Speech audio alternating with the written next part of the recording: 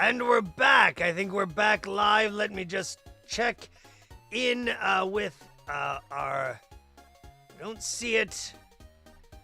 But apparently we are... Aha, I do see it. We're back live on the air. And this has been a 24-hour live stream show. We're in the home stretch now. We only have 3 hours left. So that means we've been on the air now for 21 hours straight. Is quite remarkable feat of endurance for me. I've never done something like this. I've never attempted it.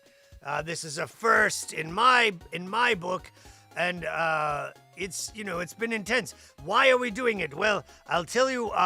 We're doing a 24-hour marathon telethon show to raise money so that we can buy a new house, because we're trying to buy a new house because we're getting kicked out of the house that we live in now, which is sad, boo-hoo, but we're doing it and we're doing great, and it's thanks to the generous contributions of all of our friends across the world.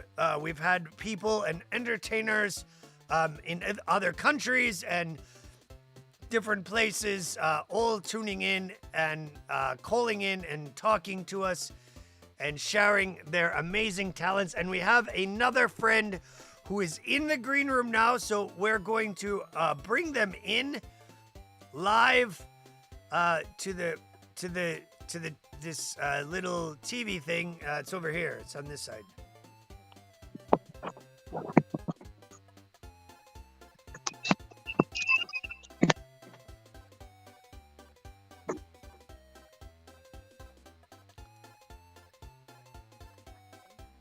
All right.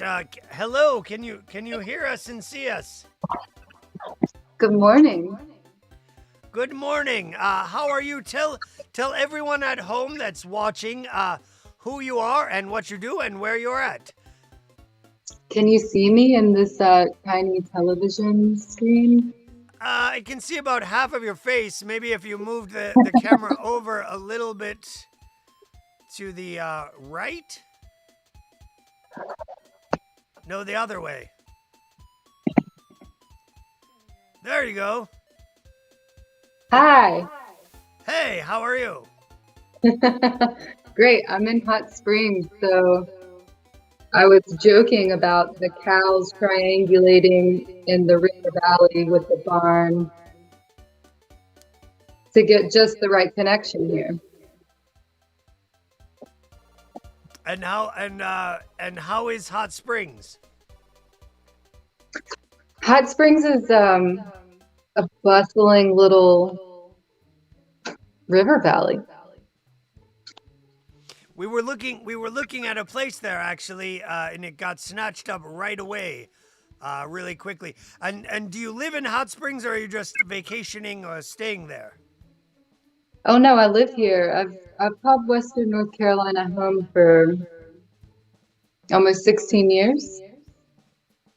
But I moved to Hot Springs 2 years ago after finding the only home left for $150,000. Home Excellent. was. Well, I mean, that's not too bad. You have a home, and no one's going to kick you out of it, so that's exciting. I can tell you firsthand, it sucks when you live somewhere for a quarter of your entire life, and then one day they tell you you can't live there anymore. That sucks. But we're doing the best that we can, and we're doing this show to help us. And have you got to watch any of the show as it happened? I did, yeah. I watched a little bit last night before I fell asleep. I saw some clowning and puppeteering, and I've seen some children jumping on trampolines this morning. That was fun.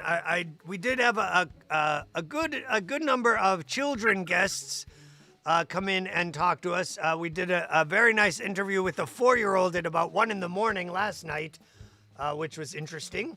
And They're on the West Coast, so it wasn't 1 in the morning for them. I think maybe it was more like 11. Still pretty late.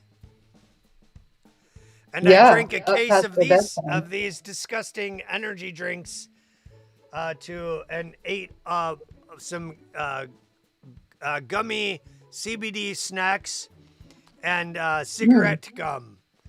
That's what nice. I've Good been. combo. Great combo, right? For my I'm not health. telling the kiddos that though. No, Not kids a at home. recommendation.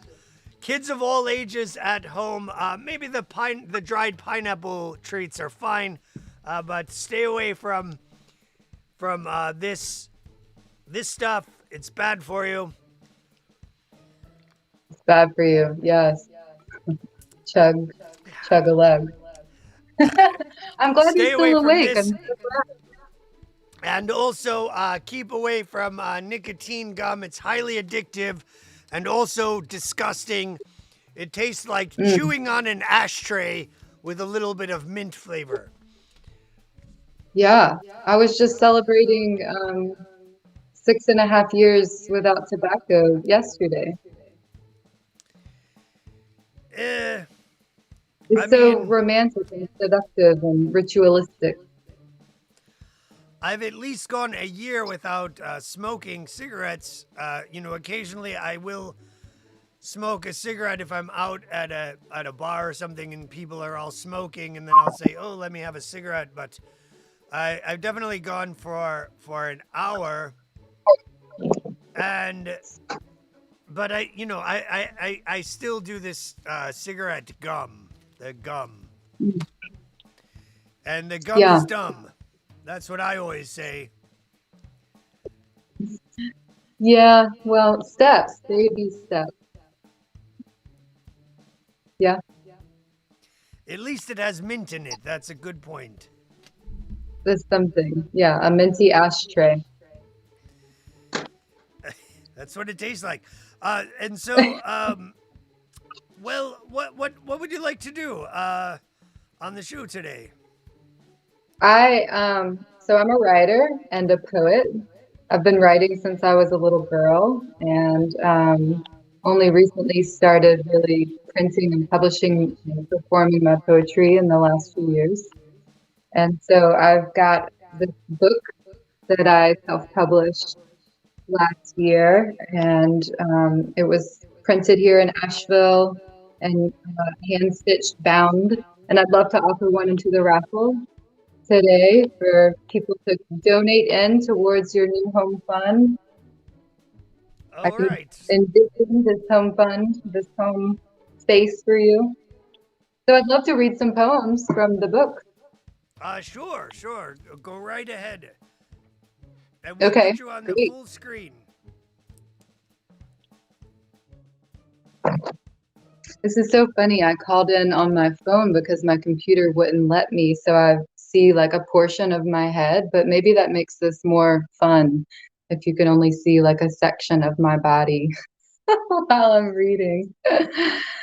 So again, I wrote this little book called Soft with Me, and it's a collection of poems about creating space and about decompressing and finding yourself and a natural rhythm outside of the capitalistic system that really binds and ties and keeps us busy and running and moving constantly. So most of my poems are about being in nature and finding yourself again, like recentering and retuning into a creative process, something that I'm sure TOYBOX knows all about in order to create all of the amazing things that he creates. So one of the poems that I wrote a couple years back is called Wild and Effortless. I'm going to read that to you.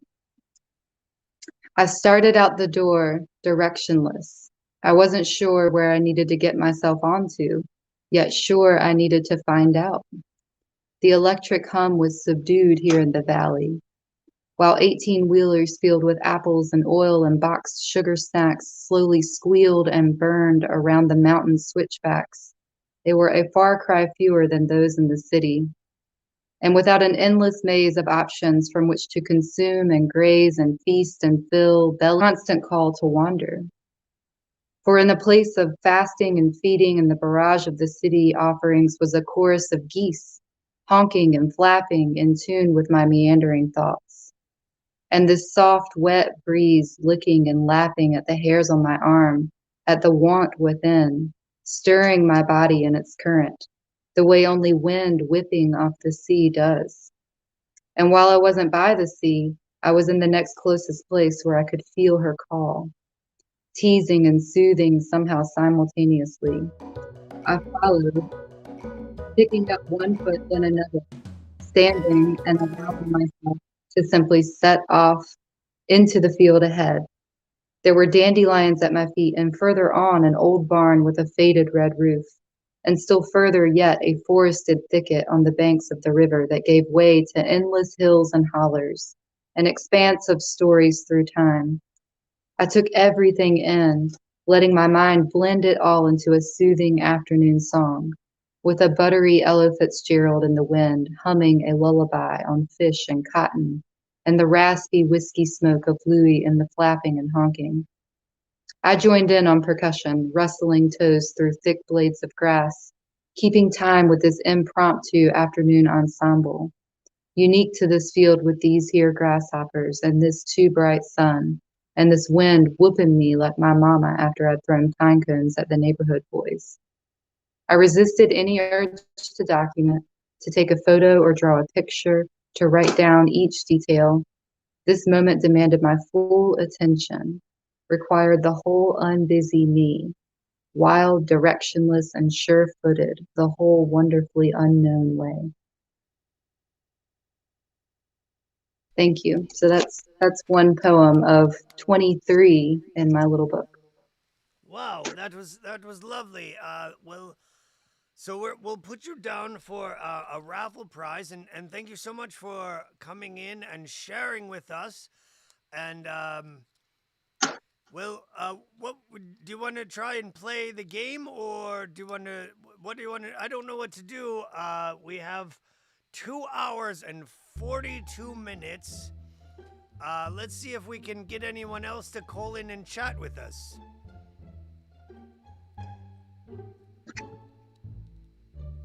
We'll just wait here for any other callers out there in the world.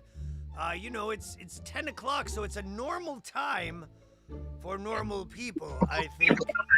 I guess it's not a normal time for me because I've been awake since yesterday, and it's not that bad.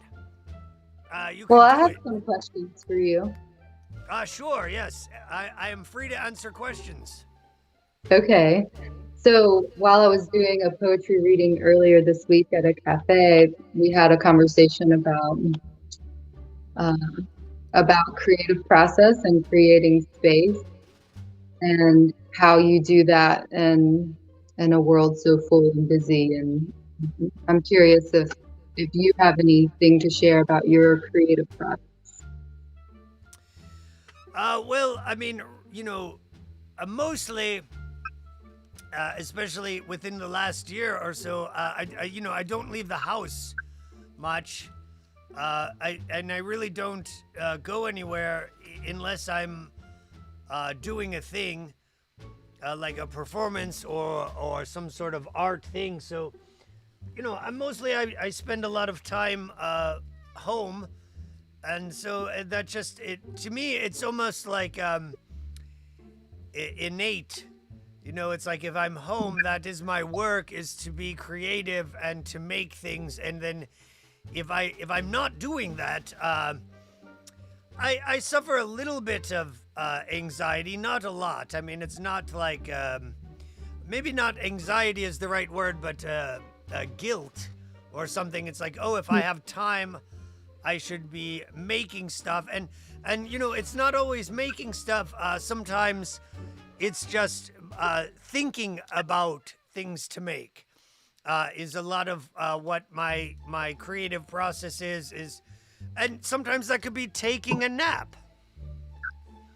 Yeah.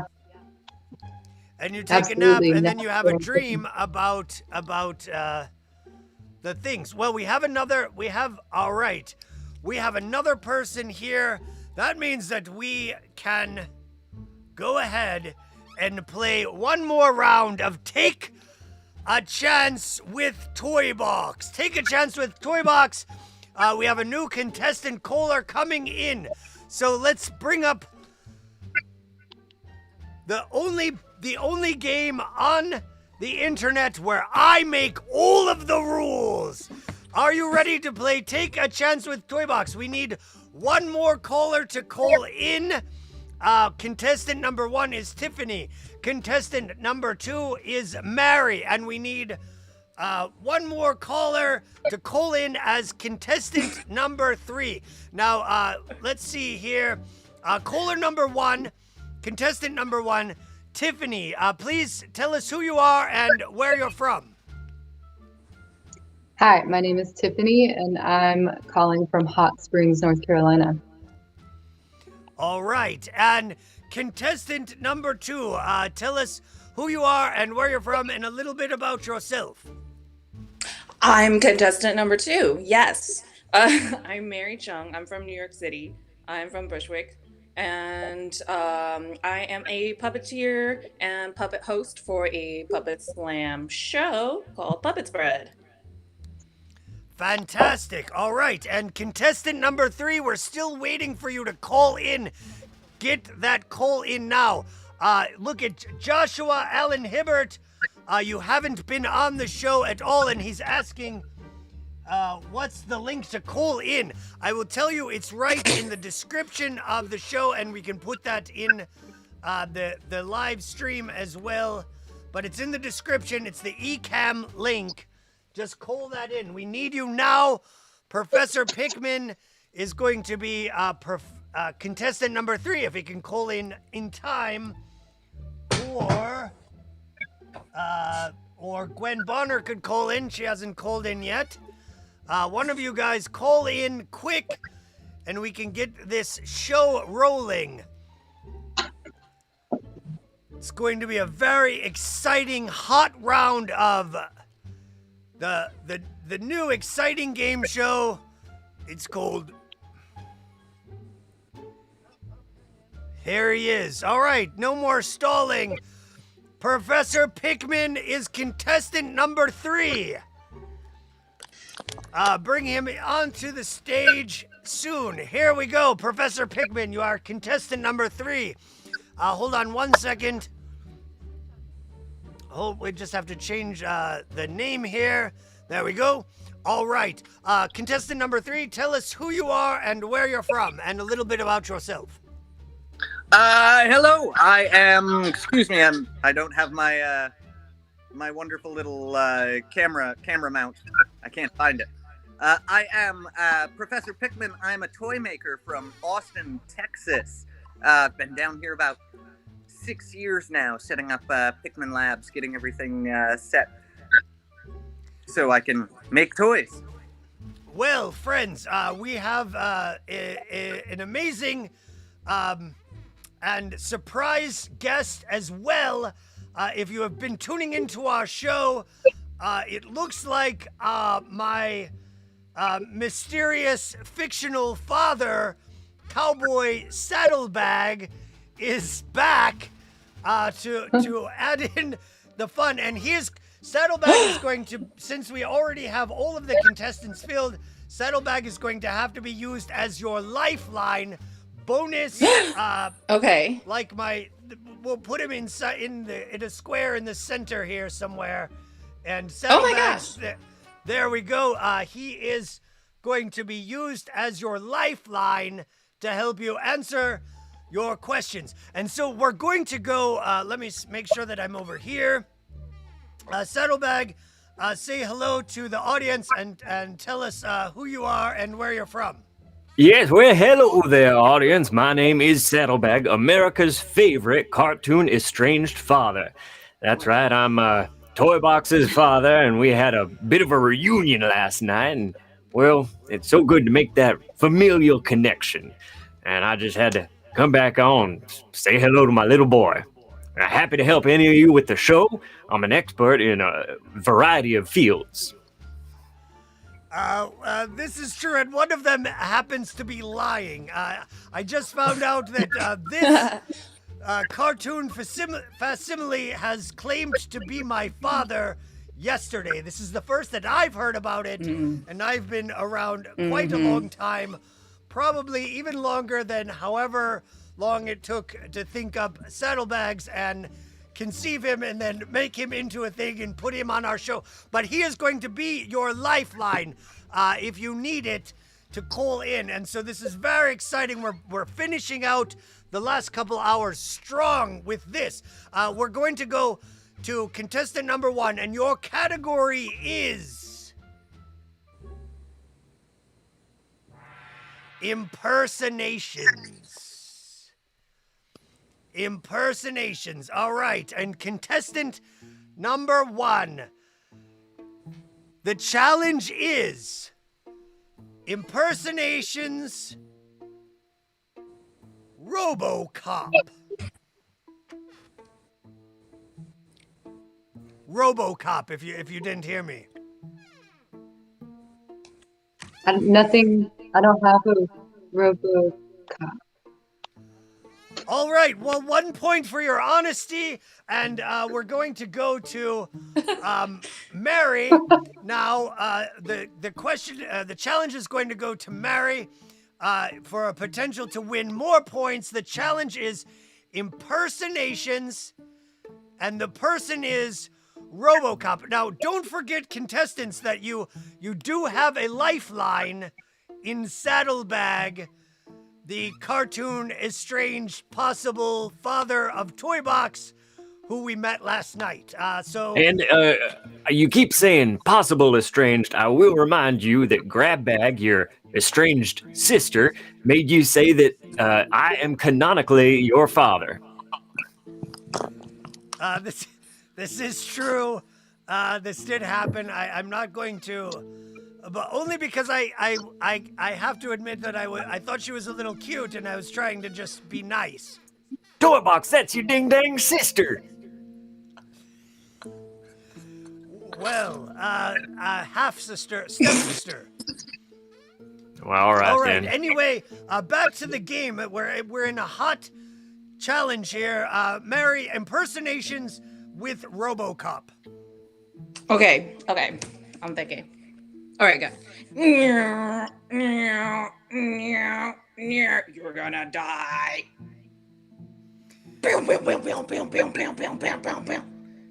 All right. Well, I'm going to give you one point to tie with Tiffany for a good try. However, I am not sure if RoboCop's tagline was "You're going to die," and I have a mild suspicion that Professor Pickman may know at least one famous tagline of RoboCop, which could put him over the edge if he can get it. But so, Professor Pickman, it is going to you. The challenge is impersonations RoboCop. Well, I'll tell you, I'd buy that for $1, but first off,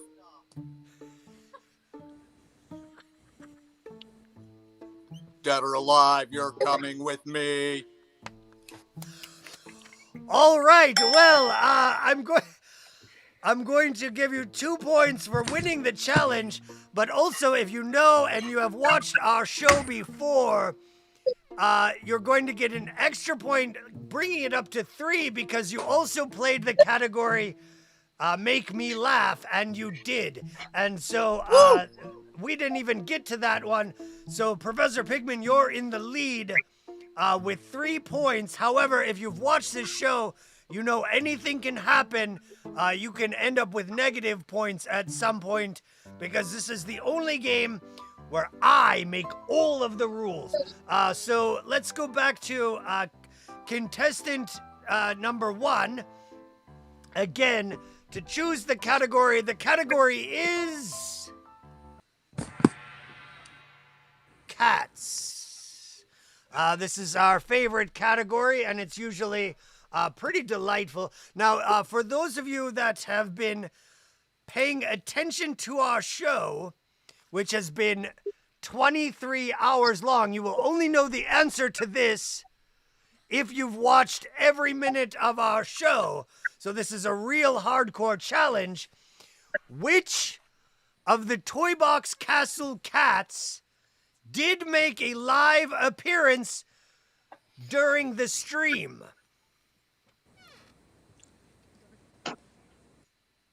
Don't forget you do have a lifeline in Saddlebag, who did go to sleep before this happened. So I'm happy to help. Just the number one, the question is you. Gosh. Lifeline. I'm gonna use Saddlebag. Oh boy, you're gonna Calling go. Saddlebag. All right, Saddlebag, you're getting used on the lifeline. So what do you have to say? Oh, well, now, I signed off before this happened, but I did not necessarily go to bed, as it was a particularly rough night on the prairie. So I happen to know this answer 100%. Tiffany, you should bet all your points on this answer. The cat who showed up was, of course, Farts. F-A-R-T-S, Farts. Of course. So if you just repeat that answer so that it comes out of your mouth. No? All right, no points for the actual question. We don't have a cat named Farts. That's what they Well, call check me. your mail, buddy, because I'm sending you a back present for all your birthdays that Papa missed. But you're going to get at least 3 points for Make Me Laugh, because I think Saddlebag made me laugh 3 times. So 3 points for that, bringing you to a score of 4 for answering 0 questions successfully. Good job, Tiffany. And so the question is going to come down to Mary. The category is cats. Which one of the TOYBOX Castle cats did actually appear in the live stream?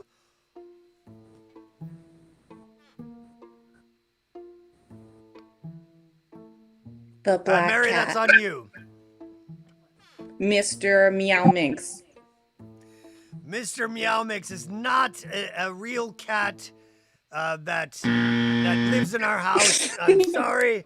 0 points for that. In fact, here is a clue, which will be unhelpful because it is not the correct answer. But here is a clue that you could possibly use by knowing that it's not the correct answer. Relative to our next contestant, we only have one boy kitty in the house, and his name is Professor Snugs, who we also refer to as Nuggy or Nugs, or Snugs or Snuggy, but he does not like being held. He is the biggest cat in the house, and therefore, well, the biggest cat in the world, I'm told, and does not like being carried around and is impossible to hold comfortably unless you like claws in your gut. And so it was probably not him. So we're going to move on now to Professor Pickman. The category is cats. The question is...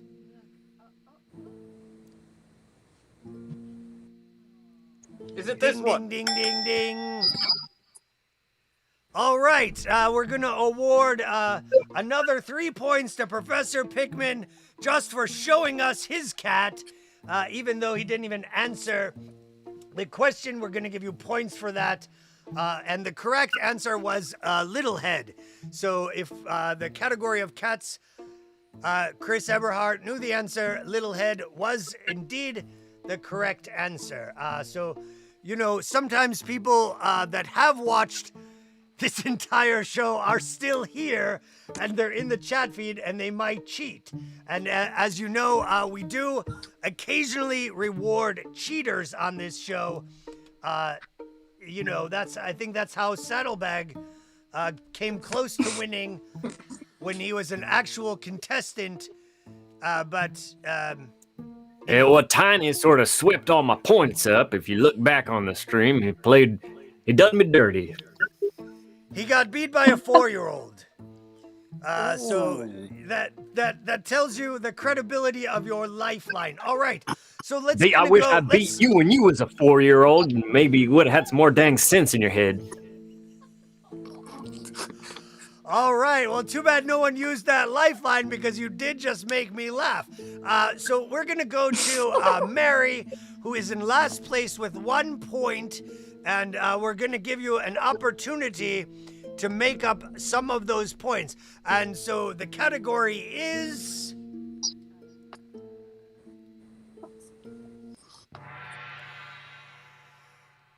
questions. Questions is a very interesting category, is the word I was looking for. And so the question is, Mary, for how many hours has TOYBOX been streaming the 24-hour live telethon in the past 2 days? Currently at this time, it is 10:36, and your marker is for 1 p.m. So that means there's 2.5 hours, a little less, to your marker. 2 Aw, damn points it. to Is that my Mary, time up? catching up. But that's gonna bring your score up to, let's give her 3 points. Bonus point for not calling on saddlebags for that one. It's always nice. Now Yeah. wait just a dang minute. People It's always get points nice for to not not calling hear on him me. as well. Tiffany, she didn't call on me the first time. Professor Pickman, he never called on me one time in my whole dang life. He should get at least 2 points for that. All right, I agree.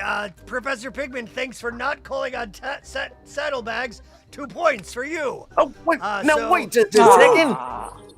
Tiffany, you Oh, should be pretty upset with your lifeline here, who's steered you wrong. Well, he did get you some questions, but the next category is going to go to Professor Pickman, who has taken a swift lead for not really doing much at this point. But, Saddlebags had to open his big mouth and his big I jaw apologize, and Mr. Pickman. his discount Magnum PI mustache. And so, just because of that, you're in the lead. Category is secrets. Secrets is the most awkward and potentially embarrassing question and category in our entire game. So, just so you know that. Here is your secret. Who was your biggest secret crush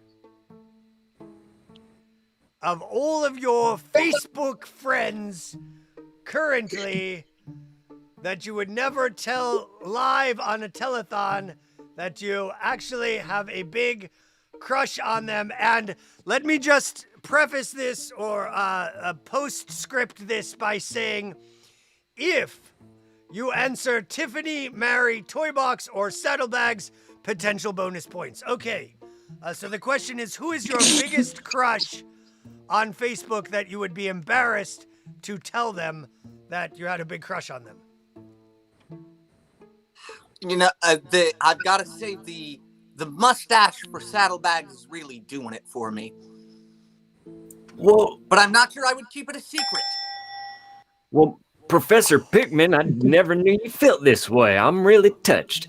I haven't taken a lover since Emily Whitcomb, TOYBOX's recently deceased mother, has passed away, and, well, I think I'm ready to love again. Cartoon I can characters never die. They just don't get redrawn. Aww. Oh, well, I guess Emily Whitcomb has ceased to be drawn anymore. All right, well, Oh, we're you're going to put moving around the Saddlebags over screen. here by you. since you guys seem to be getting along so well. I And sit back. that's going to pick up 2 points for Professor Pickman. Ooh, So and can I get that a happened. single point under my little circular window? No, we can't. Are you sure? Well, yeah. I don't know. Maybe. We'll Who's see running how- the tech on your show? Is it Jen? Oh, We're sorry. working on it. We're seeing if we can develop something. Well, she's doing a great job. If There she, you oh, look go. at that text. Look at that.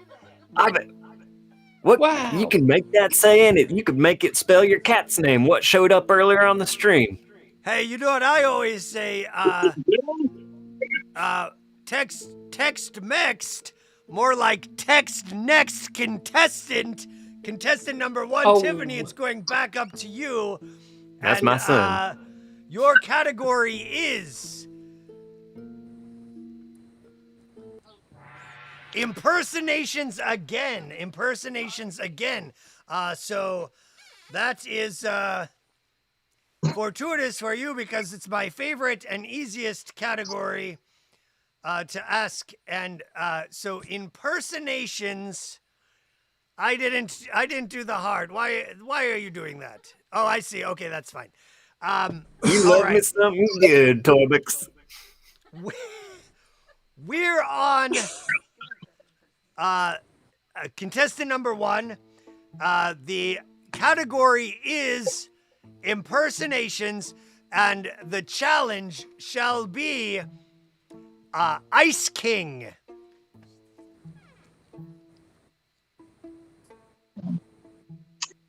I don't know the Ice King, but I have a mean Woody Woodpecker. All right, that might be good enough. We'll see how well you do.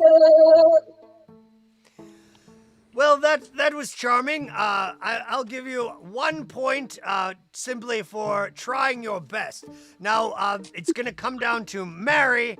The challenge is impersonations and Ice King. And it says ice right behind your head, so I'm trying to give you this one. I don't know if you noticed that, but we can just see it. Oh, wait, Ah. it says... It looked like it said ice, but maybe it says something different. Gotcha. Well, okay. Ice King from Adventure Time. So let me see. Gotta put on something. You got this, Mary. I believe in you.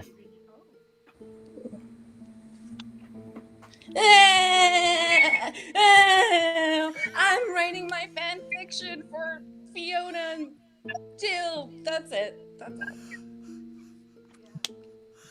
All right, you win the challenge. We're going to give you 5 points for that one. You had a good reference. You knew what you were doing, and the impersonation was spot on. That's going to bring you up to 8. You're doing very good. You're creeping up on Professor Pickman, but that means a new challenge is going to go to Professor Pickman, and your category is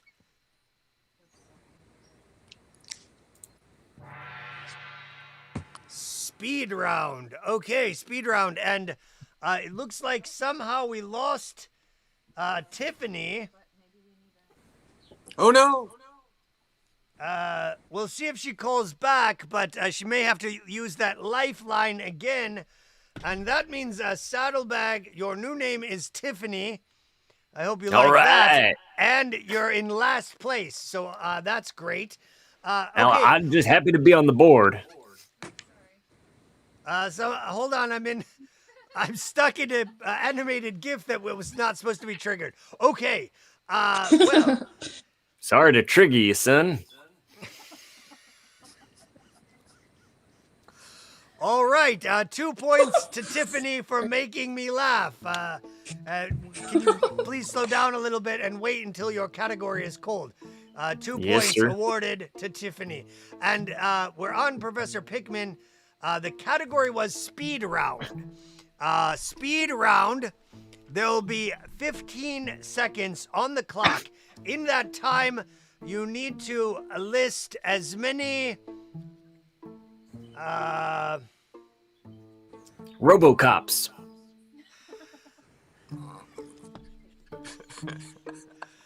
All right, +1 for Tiffany making me laugh. RoboCop is not a category in speed round, but it did make me laugh. So let me. Aha! I've got it. The speed round in 15 seconds. You have to list as many films starring Jean-Claude Van Damme in 15 seconds, and we're going to go to Professor Pigman first. And so in the speed round, let me just tell you all that if you go first, you have the least chance of winning, because then everyone else just has to say the things that you said plus one more thing. So you have the cards stacked against you here, Professor Pigman. But the category is speed round. You have 15 seconds on the clock to name as many Jean-Claude Van Damme movies as humanly possible, and go. Oh my goodness, I'm just realizing I don't know Jean-Claude Van Damme movies. Street Fighter. Cyborg. I All right, don't you know got- Jean-Claude Van Damme movies. You got 2.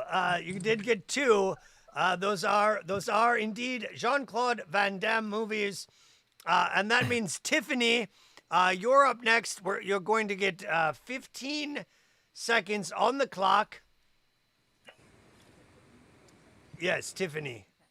All right. Saddlebag. And you have 15 seconds on the clock. Jean-Claude Van Damme movies. It's a whole genre. So 15 seconds on the clock, and go.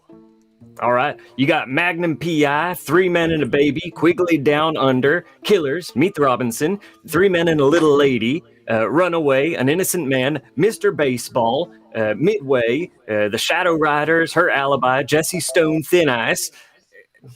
Oh my gosh. Wow. All right. I swear I heard you say Meat Throbbing, and this is a family show.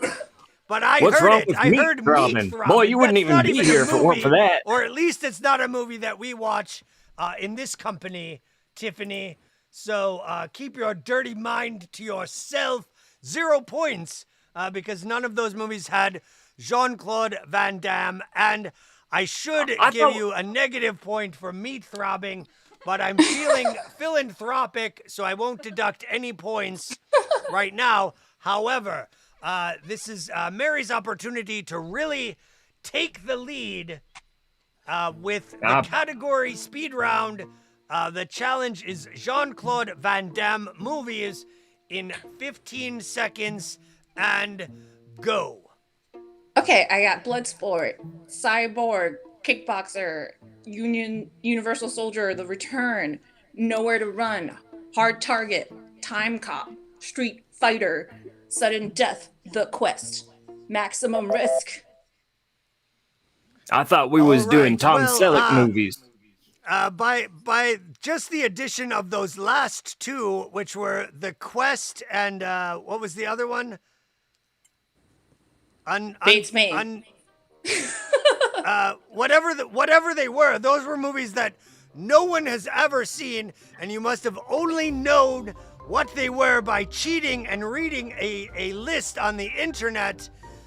Therefore, I am going to award you, 5 points to bring you up to 12 for being creative and cheating to take the edge and not just paying attention to what everyone else said and playing honestly, because, points for creativity. However, you are going to lose the next round, and it's going to go to Professor Pigman with a new category and a chance for him to redeem himself and take that 3-point lead for himself with our next category is... The category is... Cats. The Daily Double. All right, so if you don't know how the Daily Double works, if you have 0 points, then you could get 2 points. However, if you get the question right, your points get doubled. So that would bring you up to 20 points. This is a big category. Usually, and so now I have to think of a question to go along with the Daily Double. And the question is going to be, name the twins who accompanied Space Ghost on In Meet adventures. Robin. Oh, sorry.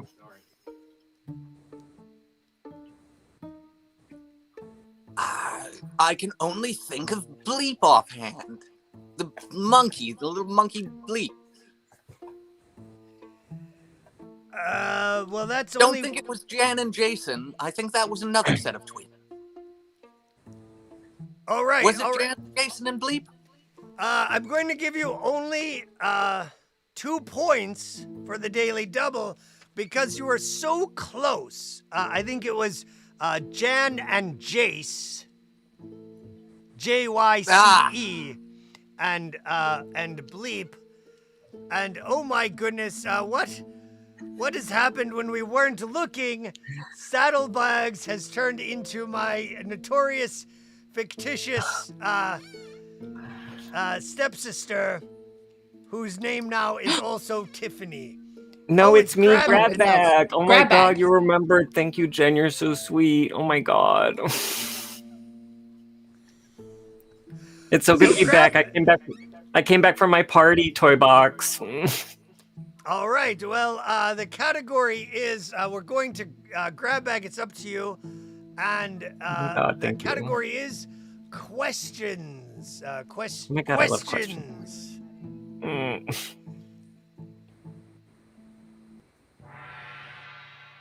Questions. All right. And so it is on you, Grab Bag. The question is, did you really go to a party or did you lie and just go to sleep? Oh my god, TOYBOX, that's so funny. Nobody my age goes to sleep at night. We drank Monster Energy drink all night long. I wouldn't say it was like a party. It was just like 15 or 20 or 30 or 35 of my closest besties just like hanging out and just honestly having the best time. It felt so good. All right.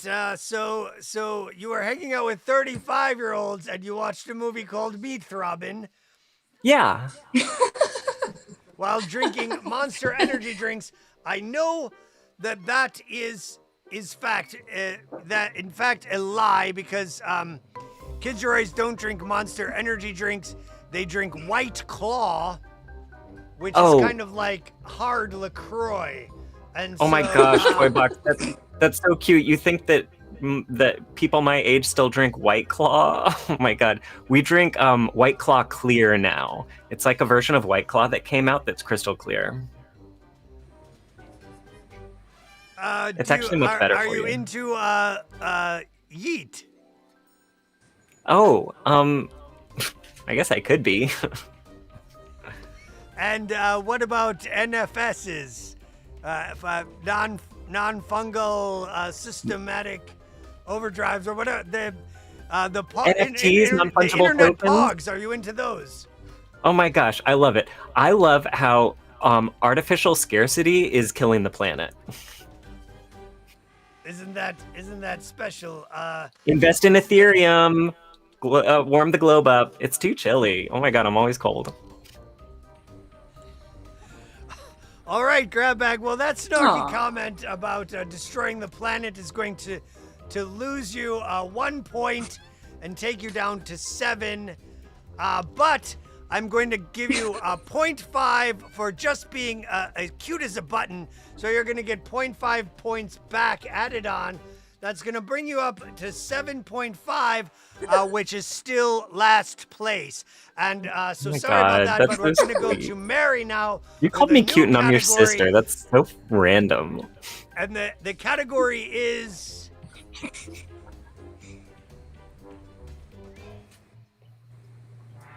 Oh, here it is. The category that plagues our show almost every time.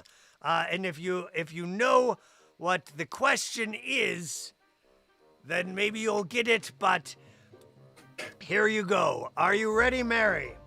Category is cats. The challenge is to sing the theme song to the animated television show Heathcliff. Oh my gosh. We are momentarily just somehow dropped our entire feed and it got crazy for a second. So the whole show ended, but I had the scores saved up. We grabbed the scores and we wanted to tell you while we're waiting for all of our contestants to return to the famous new game show, Take a Chance with TOYBOX, the only game where I make all of the rules. Every single rule is made by me, although sometimes they are suggested by our contestants or our surprise new cartoon antagonists. But our show is brought to you by Turtle Creek Coffee. Turtle Creek Coffee, proud sponsor of TOYBOX Theater. And now, welcome back to Take a Chance with TOYBOX. Professor Pigman, while we wait for Mary and Grabbag to call us back, why don't you... We didn't get a sufficient introduction because everything happened so fast, so let's full screen on Professor Pigman, and maybe you can talk to us and tell us who you are and what you do. So I am Professor Pickman, as mentioned. I run a fantastic little independent toy company with one of my good friends, Dr. Munoz, also known as Mike Alvarez Art. We make custom toys out of resin. I do all the sculpting, so everything is handmade from start to finish here in Austin, Texas, in Pickman Labs. It's a heavy basis on horror figures you wouldn't normally see produced by other companies. The Killbots from Chopping Mall, Winslow Leach from Phantom of the Paradise, things like that. We're also venturing into our own original characters throughout this year, which are things that have been on the back burner as we've tried to perfect them. But yeah, lots of fun sculpting things, and lately I've been playing with Masters of the Universe custom, so this is a custom laughing Prince Adam head from What's Going On. Well, it's all coming together. It's very circular at this point because if you've been watching our show, you know that the famous He-Man song is a big part of our whole event because we've been asking ourselves what's going on for probably at least 20 of the 24 hours that we've been doing this show. All right. Well, it looks like we have almost everyone back. Let's see. We have Mary as contestant number 2. And we have a guest. Well, we don't have Grabbag back, so let's just put... That looks like... Oh, Jack wants to be the lifeline.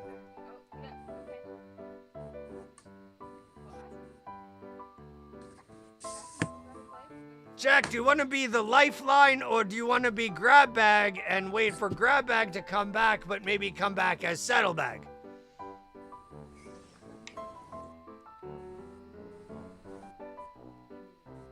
You have to unmute your microphone so we can hear you.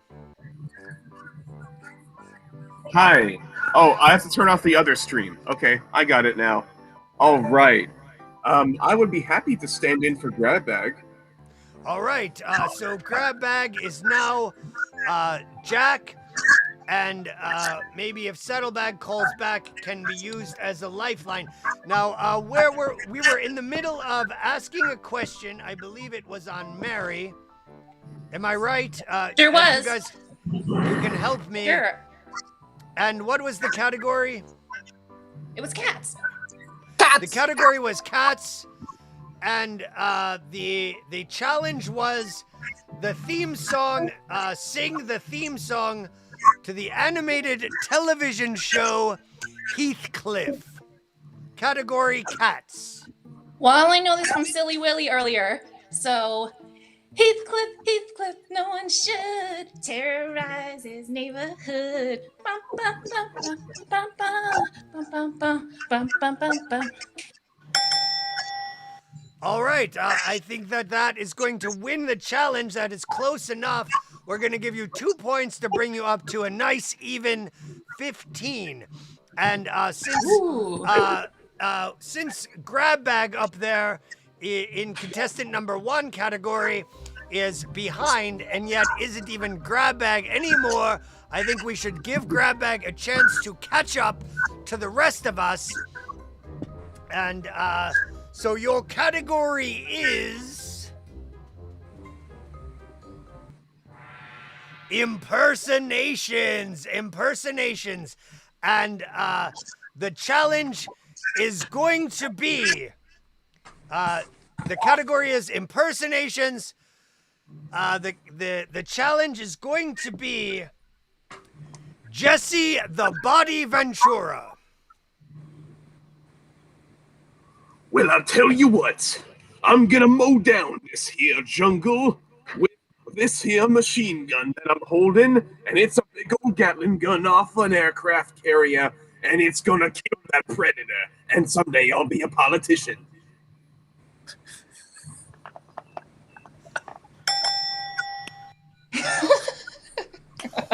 All right, that was pretty good. I'm going to give you, let's see, what does everyone else have?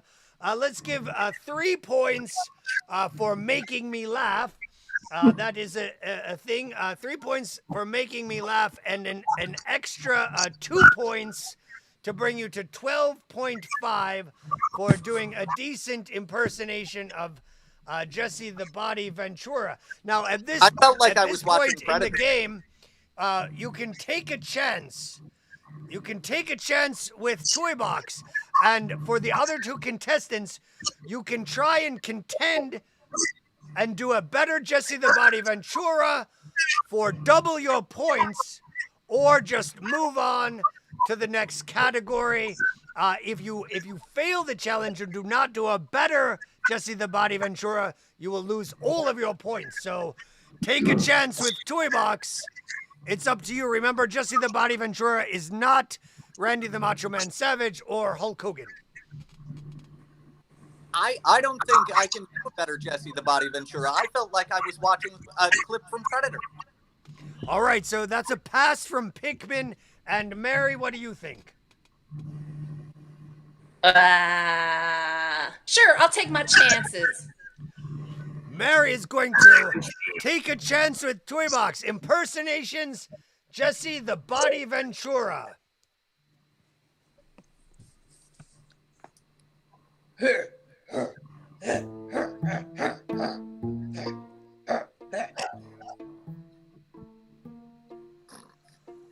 All right. Well, I just want to remind you, Mary, that the challenge was not George the Animal Steele. However, for doing a great George the Animal Steele, I'm going to give you 3 points. So that's going to bring you up to 18. Even though you got the professional wrestler completely wrong, you didn't do Macho Man or Hulk Hogan, so that's good. And now we're going to go on then to Professor Pikmin, and with a new category is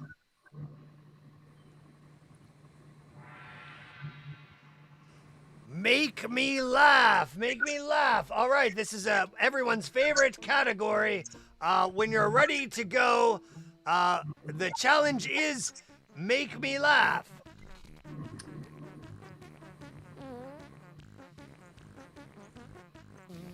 I am going to tell you a story about Wolverine. Wolverine was walking through the store one day, and he thought to himself, I believe I need to make shish kebabs with my claws. So he walked up to the manager of the grocery store, and the manager of the grocery store said, Wolverine, you're a very, very bad man. You can't be in here. You're going to destroy all of our produce with your claws. And Wolverine said, but I simply want to make a shish kebab. So he extended his claws, proceeded to fill them with vegetables and various shish kebab items, and then he put on a sexy Wolverine dance because he's sexy Wolverine and does a sexy Wolverine dance. I'm sorry, Professor Pickman. No one says shish kebab anymore. Everyone says shawarma. So for that reason alone, I can't award you any points at all. And in fact, Jen Ben was the one that made me laugh when she prematurely X'd your ass for not succeeding in the challenge with your Wolverine story. So that's going to take you down negative points to 11. That means now you are in the losing spot. You had a hot lead early on in the contest, but thanks to Mary's quick thinking to cheat on one question, she has been awarded a bunch of points for that. And we're going to go up to grab bag for the next category. Category is secrets. Secrets. All right, here is the secret. Now, secrets is the most potentially awkward and embarrassing category in our entire game. And so here is the question for grab bag. Have you ever secretly, and not told anyone ever, have you ever secretly picked your nose and put it in someone's food to eat and never told them? And this is a two-part question, and if you finish the second part, you'll win major points. And who was it? All right. I'm going to be straight with you now. I have never, and I'll go on the record with this, just instead of swearing on a Bible, I'm swearing on my marijuana vaporizer. I have never weaponized my boogers. And I promise that is no secret. All right, and that means that you lost that category because you did not tell us any secrets at all. So that is a failure. I'm going to take away 1.5 points to make you tied for losing with Professor Pickman. And that means the question is going to jump to Mary, who is in a hot lead. And so, Mary, the category is secrets. The question is, have you ever picked your nose, put it in someone's food, and for bonus points, who was it?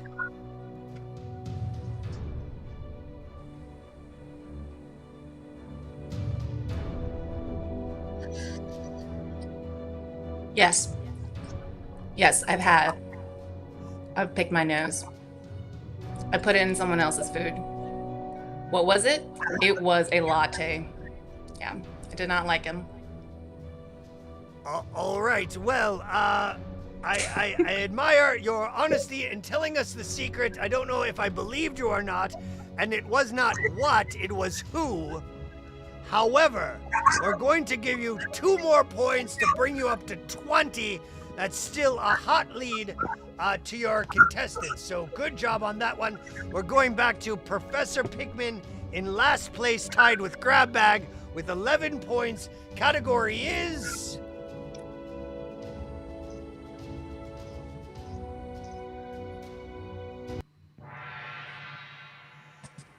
the speed round. Unfortunately, you got speed round again. So if you played this game before, you know that in the speed round, you are at a disadvantage because basically whoever gets the question after you just has to say one more thing than what you said to win. Unless they aren't paying attention at all or don't know anything. Now, I feel a little bit remorse that you're doing so poorly in this game. And so, Professor Pigman, I'm going to try and help you out, my friend. All right. So, the speed round, if you don't know how to play, I will give you something to list. You have to say as many of those things as possible within 15 seconds. You have 15 seconds time to say as many as you can. Professor Pigman, pull him up on the screen. The category is speed round. The challenge is number of movies or titles of movies that Stephen King appears in. What? Movies that Stephen King appears in, as many as you can name in 15 seconds and go. Oh, it. Both the second part and the, I believe he appears in the original. He appears. Why am I blanking out on this? Christine. Creepshow. All right, well, you did horribly bad there with only 3 points, Professor Pigman, and I was really tossing you a bone there and hoping that you would get that one right. So that means grab bag, you need to beat But can I get a bonus 3 point points. for knowing that he was supposed to be in Monkey Bone, but had to back out last minute, so they had to get a stand-in that looked like him? We don't even want to know about your Brendan Fraser trivia that's not on the table tonight. We're going up to grab bag, and grab bag, the category is speed round, and as many movies that Stephen King appears in, and you have 15 seconds on the clock and go. That one with the evil green face monster truck. That one where the shark comes out of the water and snunchies people in half. Let's also do that one with the Care Bears. All right. Well, you failed to name the title of even one movie, and but you did give a clue to our next contestant, who can say everything that Pigman said, and if they know the name of that movie that you hinted at, can say that one too, and they can really take the lead here. Or if you can tell what Mary is doing right now, she is Google searching the answer, which, if she's smart, she will just say every single Stephen King movie that's ever existed, just like Stan Lee has appeared in every Marvel movie. Stephen King is in all of his movies. Any Stephen King movie. The answer was Stephen King. The answer was Stephen King. What? What? Was he in the Dead Zone? I'm sure he's Stephen King. Is it his book? I don't think he was in the Dead Zone, though. Yeah, Dead Zone was directed but not written by David Cronenberg. All right. Well, that means at your discrepancy in challenging me, I am going to cut right to you, and this is double or nothing. Grab bag. Category is questions, and the challenge is, all right, smarty pants, tell me 2 movies that I'm thinking of that David Cronenberg appears in, but they have to be the ones that I pick in my mind. Only 2, though. So, ready? There's no speed, but, you know, name the 2 All right, movies. so movies that he's appeared in, but he hasn't directed. And the exact 2 that I'm thinking of. Okay, all right. Number 1, you're thinking of Kangaroo Jack, that movie with the computerized kangaroo in the red hoodie that perpetrates crimes. And number 2, you are thinking of The Land Before Time 3. Wow. Never before on the history of our show, Take a Chance with TOYBOX, have we witnessed such a colossal failure. That's going to eliminate all of your points to 0. I feel a little bit better about my performance now. And so the category is going to again jump to Mary, who is an excellent cheater. However, I have rigged this question so she can't cheat because they have to be the exact 2 that I'm already thinking in my head, which you can't look up on the internet. So the 2 movies in my head that have David Cronenberg appear in.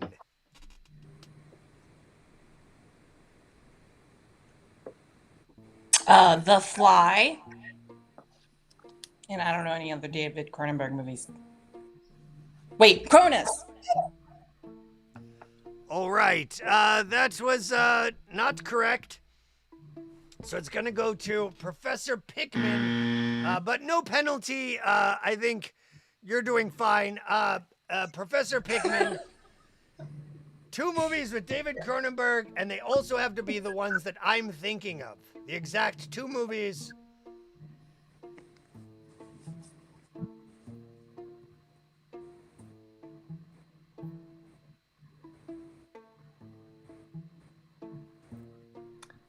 The 2 David Cronenberg movies that you're... I'm gonna go with... I have no idea. All right. Ding, ding, ding, ding. You get 3 points for Cats. Category, spontaneous category, Cats. Jumped on the screen, so you're going to get 3 points for that. And for all of you that are struggling with the answer, let's go back to the regular 3 points for Pikmin for Cats. The answer that you're all struggling so hard with is To Die For and Nightbreed. That was the answer to the question, and you all did not do well on that. So we are going to go up to Grabbag, who is really needs the help at this point. I would like to just say as an addendum that I did not know Cronenberg had a cameo in Nightbreed, Clive Barker's Nightbreed, which is astonishing to me. Wow, cool. Yes, he's only the coolest character in the entire movie. He is the serial killer that wears the sort of like the burlap mask with the big button eyeballs and the zipper mouth and all that. And shame on me because I even made a toy of that. I know. I was trying to give you another bone there, Professor Pigman, and you're just failing spectacularly at all of that. Now, so here we go. We're going to ramp it up. We're going to make the questions really hard now. This one is going to be for 20 points. For 20 points that can go to Grabbag to tie with Mary. And the question is going to be what was the name of the character that was used as my personal cell phone on stage at the Toylandia Festival 2019 at the Sly Grog Inn, Asheville, North Carolina? I wasn't there, my bro. How am I supposed to know?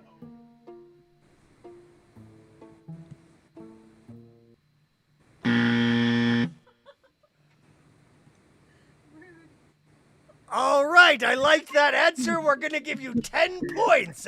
It wasn't correct, but it did make me laugh, and it was definitely valid.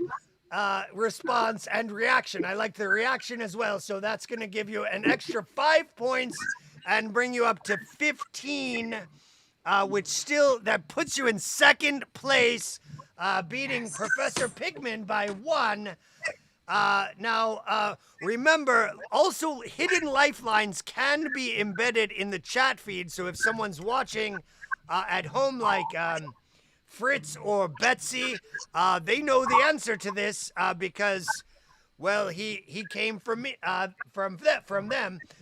So the question was convoluted and long and impossible. So this goes to Mary. What question would be easier to answer that I should ask next?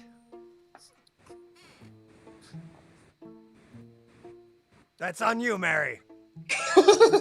What question should... what does your fart smell like in the morning? What does your smell like in the morning? What does your All fart right, smell like in the morning? That's going to go to Professor Pigman. You get 1 point for a new question, and Mary gets a point to put her in the lead at 21, but Professor Pigman could potentially pick up 5 points for answering Mary's new question, which was easier than my question, if he knows the right answer, which I do. What do your farts smell like in the morning? I'm going to say magic sparkles and brimstone.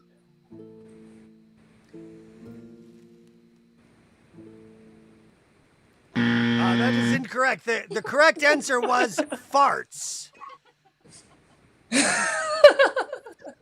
So I'm sorry about that. We're going to have to deduct 4 points for an incorrect answer. And that means we're going to go up to grab bag there. And now, grab bag, this is going to be quite a challenging question because you brought it on yourself, friend, by playing with that troll. Now, so here is your question. What is the name of the cable access television show made at least 10 years ago with the woman, the star of the show, also is the proprietress of the Troll Museum in New York City? And her name is Reverend Jen, if you are Mary and you want to cheat. Oh, well, that would be WTRL. The troll starts and stops with you. No, it's a Electra girl, and what? Why did you? Don't. Sorry, I blurted out the answer. And that was a bad on me. So I'm going to deduct 10 points from everyone on the screen for my mistake. So that brings grab bag to 5. Oh no! Let's see. Mary is going to come down to 11. Oh no, and Professor Pickman is all the way down to 0. But you know, anything can happen in this game. So let's see, whose question were we on? We're on Mary again, who's doing quite well. Category is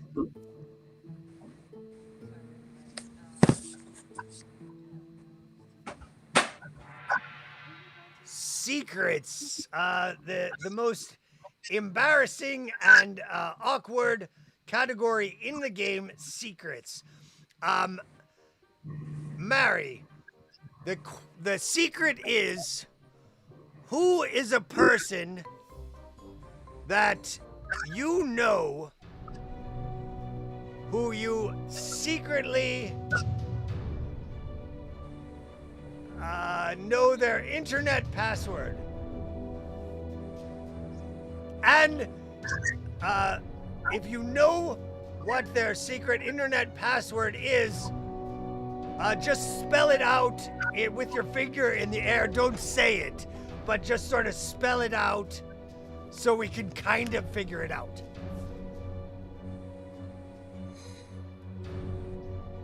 Okay, so I know my dad's password. And it's Oh no, you don't have to sign it out. Just sort of spell it with your finger like this, like if you were writing in cursive or something.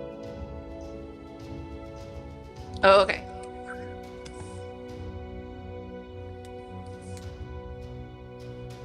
All right, that's it. You did amazing on that one. So we're gonna give you 5 points for even answering that difficult question. Now this is going to go to Professor Pigman. Category is questions. Questions. For Professor Pigman, that is correct. And let's see the scoreboard. So okay, this is going to be 10 points to put you back in the game. In the comment that was just shown on the screen, what cartoon character was used as the avatar? I don't know. I'm working on a bit of a delay looking through my phone screen, so everything is very, very tiny and from a distance. Remember, you can always find secret lifelines in the actual chat feed where the comments come from, but I am sorry, Professor Pigman, you did not answer that question. So that's same question is going to go to Grab Bag, which you just got immediately X'd before I even asked you the questions. That means it's just going to go straight to Mary. I don't know why, but someone just X'd you when I tried to even ask it. But for the premature Xing, we're still going to give you 5 points, Grab Bag, to bring you up to 10. And you can chastise Gen Ben Media for being slow on the X that was supposed to go to Pigman, but somehow you got it, which actually got you 5 points for her mistake. So I have no complaints. all right, and so that means if Mary was paying attention or is cheating again with her computer, what is the last comment that was seen on the screen? The cartoon character, who is the avatar? Well, it's TOYBOX.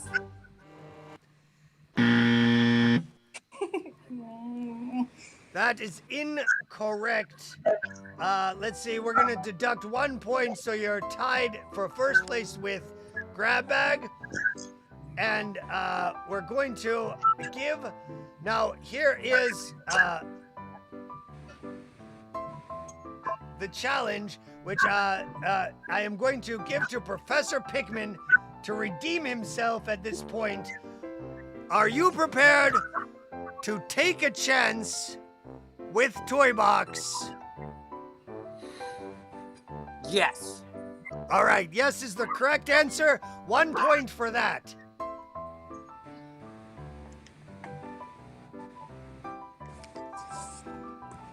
Yes was the correct answer to taking a chance with TOYBOX. And now here is the actual challenge. I am going to tell you the cartoon avatar that was used on the last comment shown on the screen. And you have to tell me what famous person from history was their cartoon character voice modeled after. And if you know your monsters, you should know what this is.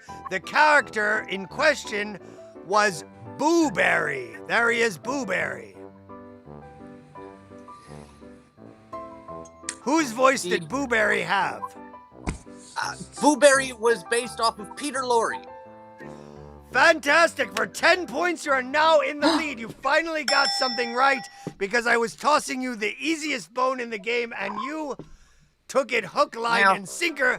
You're do in I the lead get for bonus 11 points? points. For answering as Peter Lorre as well. That's gonna jump you up another 10 points to 21 now. And if you want to keep going and racking up these points, be my guest. However, I have a short temper now because there's only an hour and a half left. So if you keep trying to milk your time, I'll also deduct points. You can take a chance, or we can go to grab bag. What do you want to do? I'm going to move it along to grab bag as to not risk upsetting the toy box. For another great Peter Lorre, we're going to award you 5 more points and go to grab bag. So that brings you up to 26 points. You were losing horribly, and all of a sudden you jumped in the lead. Now, grab bag, you're in luck because the next question is going to be worth 26 points. That is a very fortuitous for you and for Mary, who are both tied for last place. The category is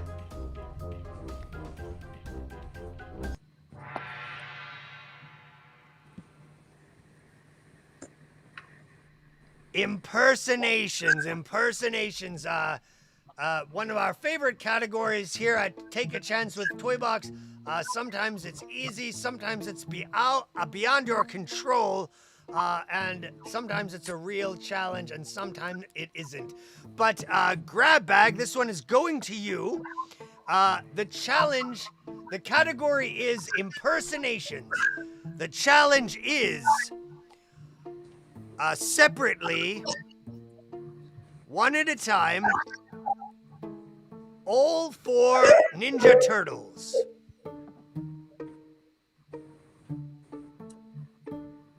Raphael. I can't believe I lost the sign! Now that lady has it and I've lost my sign! Leo. Oh, come on, guys. It was my great leadership that got us through that last scrape. Donatello. Hey, look, guys. I've invented a means of traveling through time and having a misadventure where I become a samurai. Isn't that cool? And Michelangelo.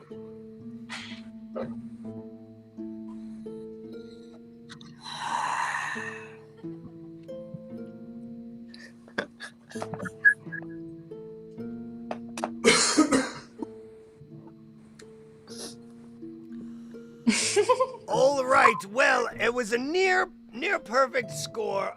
We're going to give you 25 points instead of 26 because you did not say Cowabunga dudes, and that's really what we were looking for as the icing on the cake.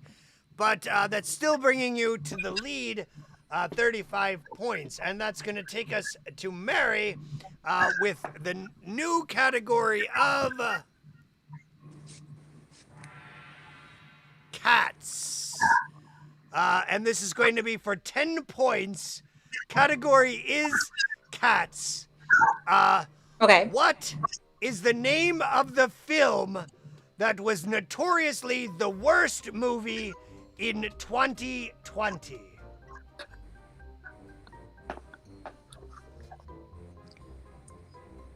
Category is cats. Is it cats? Cats is the correct answer. So that's going to give you 20 points. That's going to bring you up to 30. You're getting a hot lead on grab bag up there. Way to go. And that's going to bring us to Professor Pickman. This is a 10-point challenge. So this could bring you to the winning circle. Category is...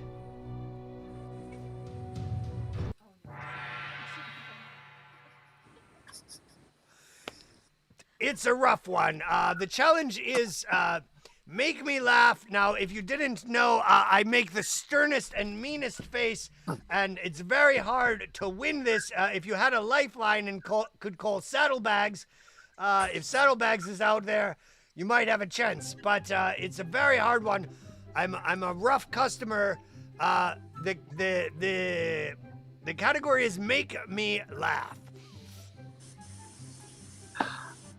You see, I'm admittedly not funny when I'm trying to be. So instead of attempting to make you laugh, what I'm going to do is I'm going to eat my cat.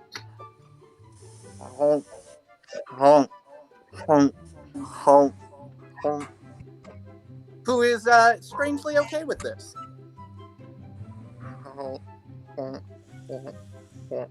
Oh my goodness.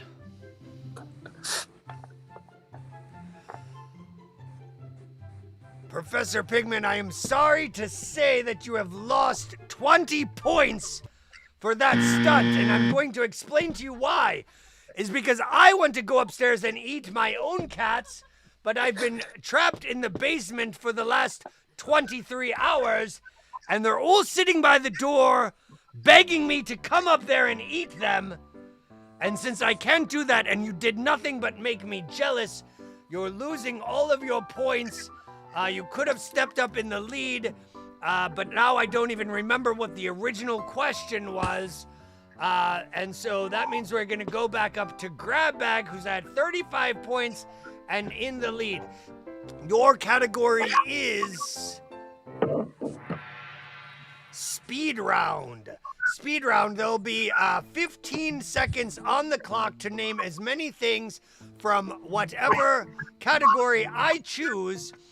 The more that you can name in that 15 seconds, then you win. However, if you're the first person in the category, it's likely that you're going to lose because everyone else only has to name one more than you did. And FYI, Mary cheats at these and she's already trying to Google the answer without even knowing the question. So, Grabbag, it's going to start with you. And you'll have 15 seconds on the clock to name as many Mesopotamian deities. And go. All right, we got Gilgamesh, we got Enkidu, we got Leviathan, we got us. Oh, who's that other one? Who's that other one that went to the grocery store? All right, you're at 4, and it's going to Mary now, who is taking a nap, perhaps, or just Googling the answers so that she can rattle them off at rapid fire pace. The category is Speed Round, and the challenge is Mesopotamian deities. Go. Okay, we Gilgamesh, Nabu, there's Iana, Enil,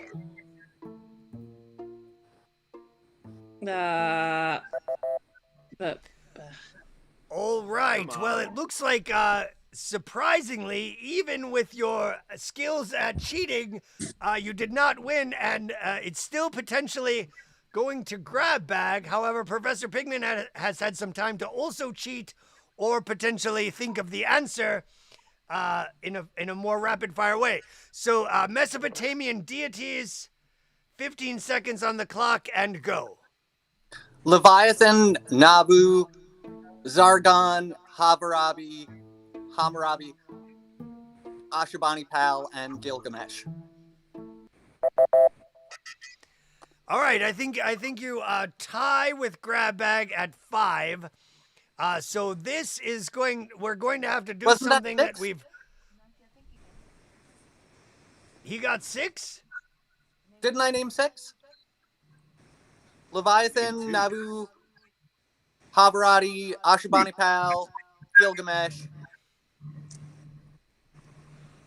All right, well, guess what? I don't care how many you got. I'm still going to say it was a tie between you and grab bag because it makes a more compelling story for my storyline here. And so this is going to be worth 30 points. This is a no cheating round. No, he didn't get the points yet. It's going to be a challenge but he's going to get the chance to answer it first. And then if he fails, it is going to go to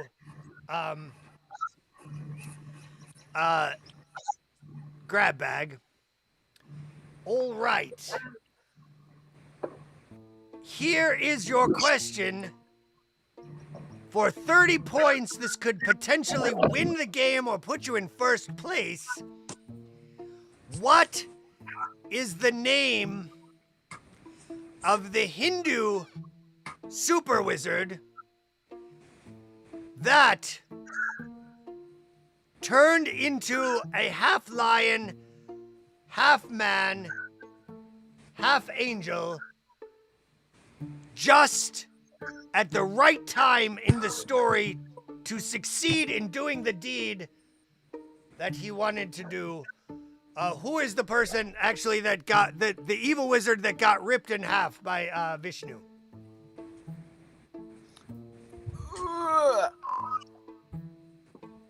I know it's not Metatron, but I'm gonna say Metatron. Metatron. No, that is incorrect. This is going to go to grab bag for the full 30 points. What is I'm gonna the go name with of the evil Mitra. wizard that gets ripped in half in the story? Was it Mitra? Was it It's not- Mitra? No, the correct answer was Hiranyakashipu. Ah. So that is unfortunate, and so that means we're at almost 12 noon, and I have to go to the potty. So at this point, you have two options. We can either declare grab bag the winner of the game, which is a major upset. We were all thinking Mary was going to win because she was cheating her way to the top. But somehow grab bag stole all the points. Now we can come back and play another round if you want to have a little conversation while I go to the potty, or grab bag wins. What do you guys say? I concede. I'm All gonna right, give so- it to Grab Bag. Yeah. So grab bag, you are the champion of this game of take a chance with TOYBOX. That means that your name gets entered into the raffle. You'll get one pick from the raffle, potentially winning a prize. All right. Well, we're going to play a video now. Thank you all for playing. If you want to call back in some time and chat, we can do that. But we're going to play a quick video, a couple videos now while I go to the potty. Thank you, TOYBOX.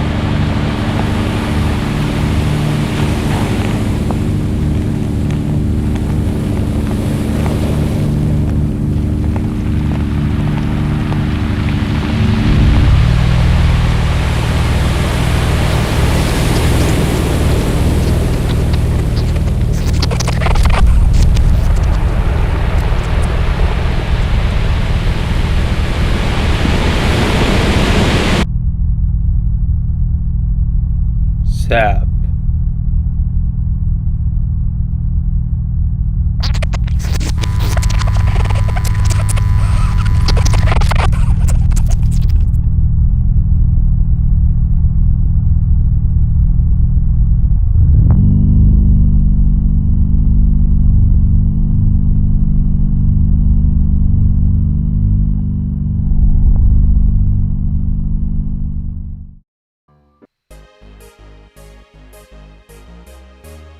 All right, that was another amazing piece by our good friend Omer from the band Cookie Tongue. Please follow them and check them out. All their things, omergal.com is his website if you want to see all sorts of... It's a super fun website. It's one of my favorite just to go and look at and play around on. It's very delightful. So I would recommend doing that. Now, everyone who's watching out there in TV land, this is very exciting. We're in the home stretch of our 24-hour live telethon to raise money so that we can buy a new house. And so we've been streaming for 23 hours straight. I've been here streaming 23 hours. We have one more hour left. I have not gone anywhere except to the bathroom. I've only been taking CBDs and energy drinks and cigarette gums. So things are a little crazy here, but in the home stretch, we have finally in this moment developed the technology to do what you've all been asking for the entire show. What the chat feed has been screaming for, what all of the guests have said, why aren't you doing this? We're waiting to the final end to do it.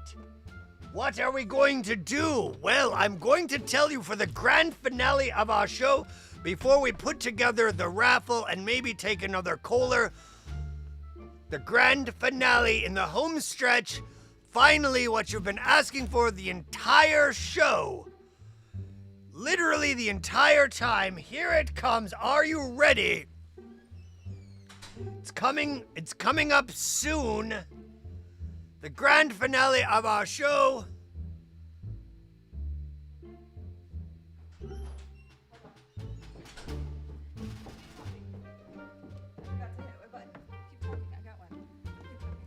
The grand finale is coming up.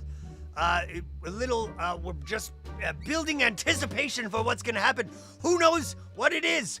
If you have an idea of what you think it's going to be, type in the comments. But this is it. This is the moment that you've all been asking for 23 hours straight. So donate your money. This is our last plea to win your money. This is what the internet is all about.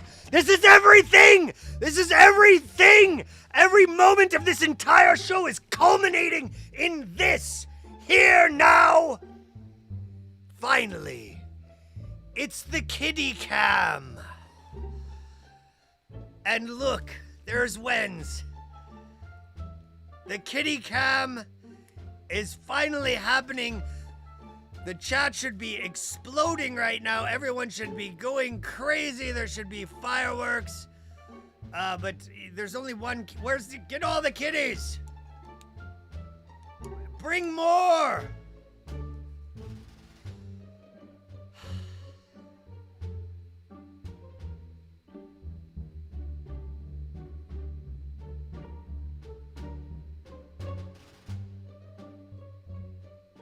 Just shake the thing.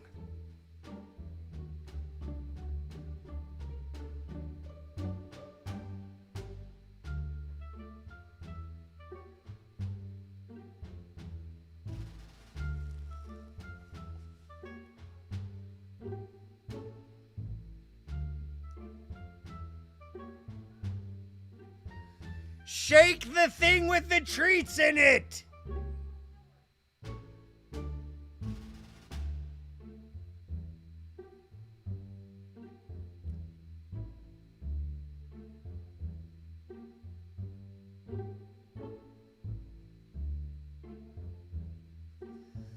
This is our last ploy to try and get every cent we can from our 24-hour telethon. We hope you've enjoyed it. It's been very fun, very strange, also enlightening, hilarious, weird, monumental, experimental, and loads of fun. And here we are at our final portion of the show that we have planned all along. It's the kitty cam, live kitty cam. Here they are. These are all the kitties in the toy castle in one place. Try and get the camera on their face. Look at all these babies, and this is what the internet is all about. This is all you want, all the time. Every day I see post more pictures of your cats. Please post pictures of your pets in my thread. Well, we're doing the full kitty cam live. This is happening live before your very eyes. Look at how little that one is. Her name is Littlehead. More cats, less carpet.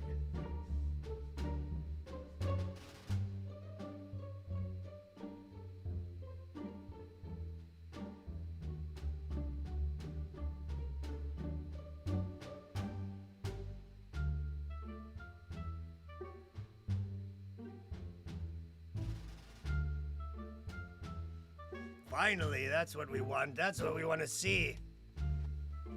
Look at that.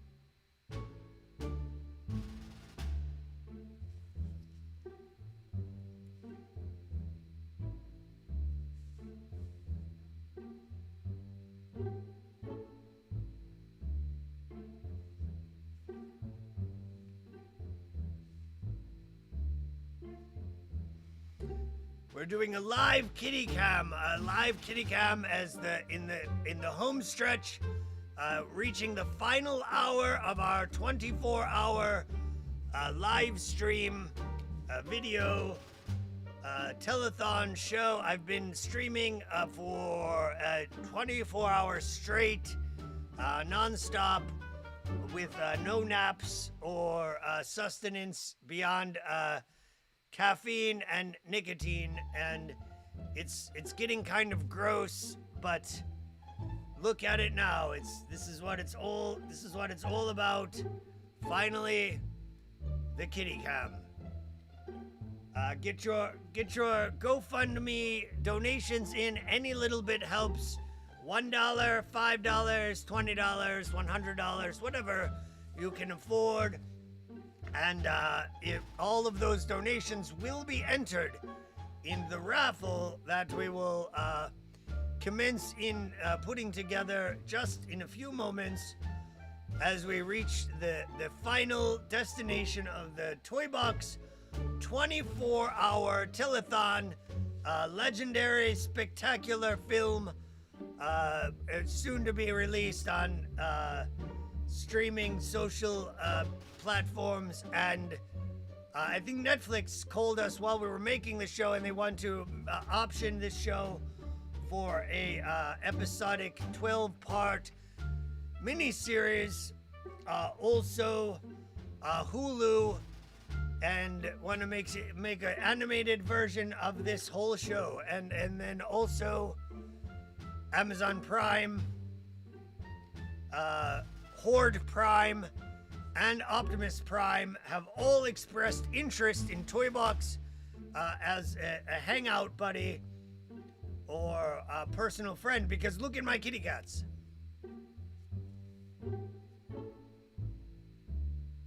I just got word that the big boy is coming in. There he is. And you can see what's going on there with Professor Snugs versus Little Head. Or even Dee Dee. He's significantly bigger than all the rest. And it looks like Wenz is up there.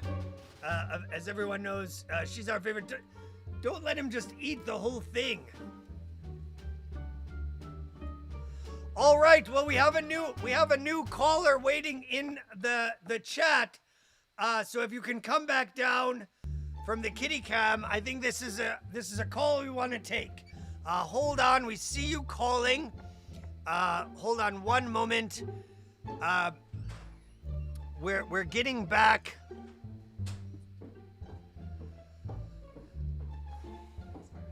We have to get the caller. If it's who I think it is, I think we should probably take this one.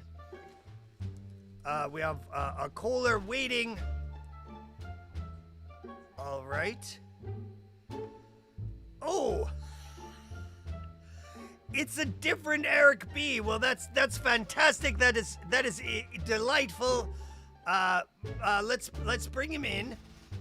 Oh right. my God!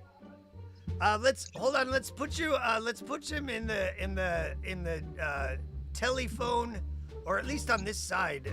Maybe not in the middle.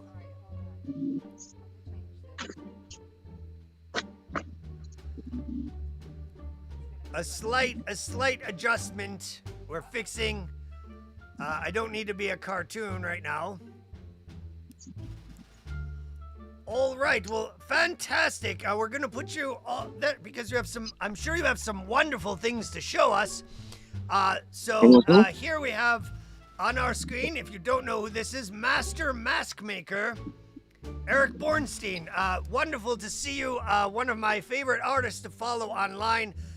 Absolutely amazing, and I guess we're going to be blessed with seeing some things in your studio. Yes. A little bit of delay. So right now I'm set up at an open studio event. So let me show you around.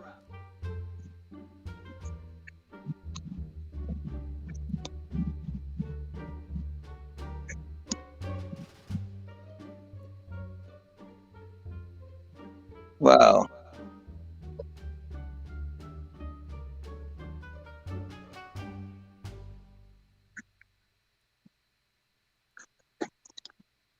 Here are, let's see. Oh, here we go.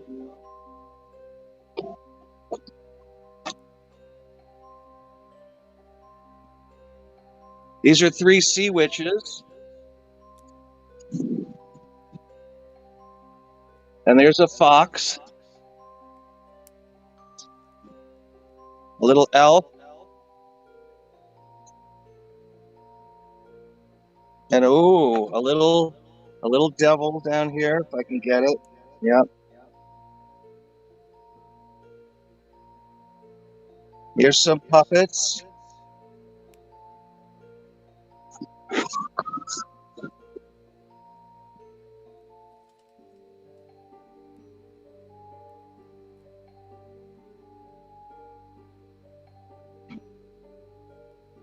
And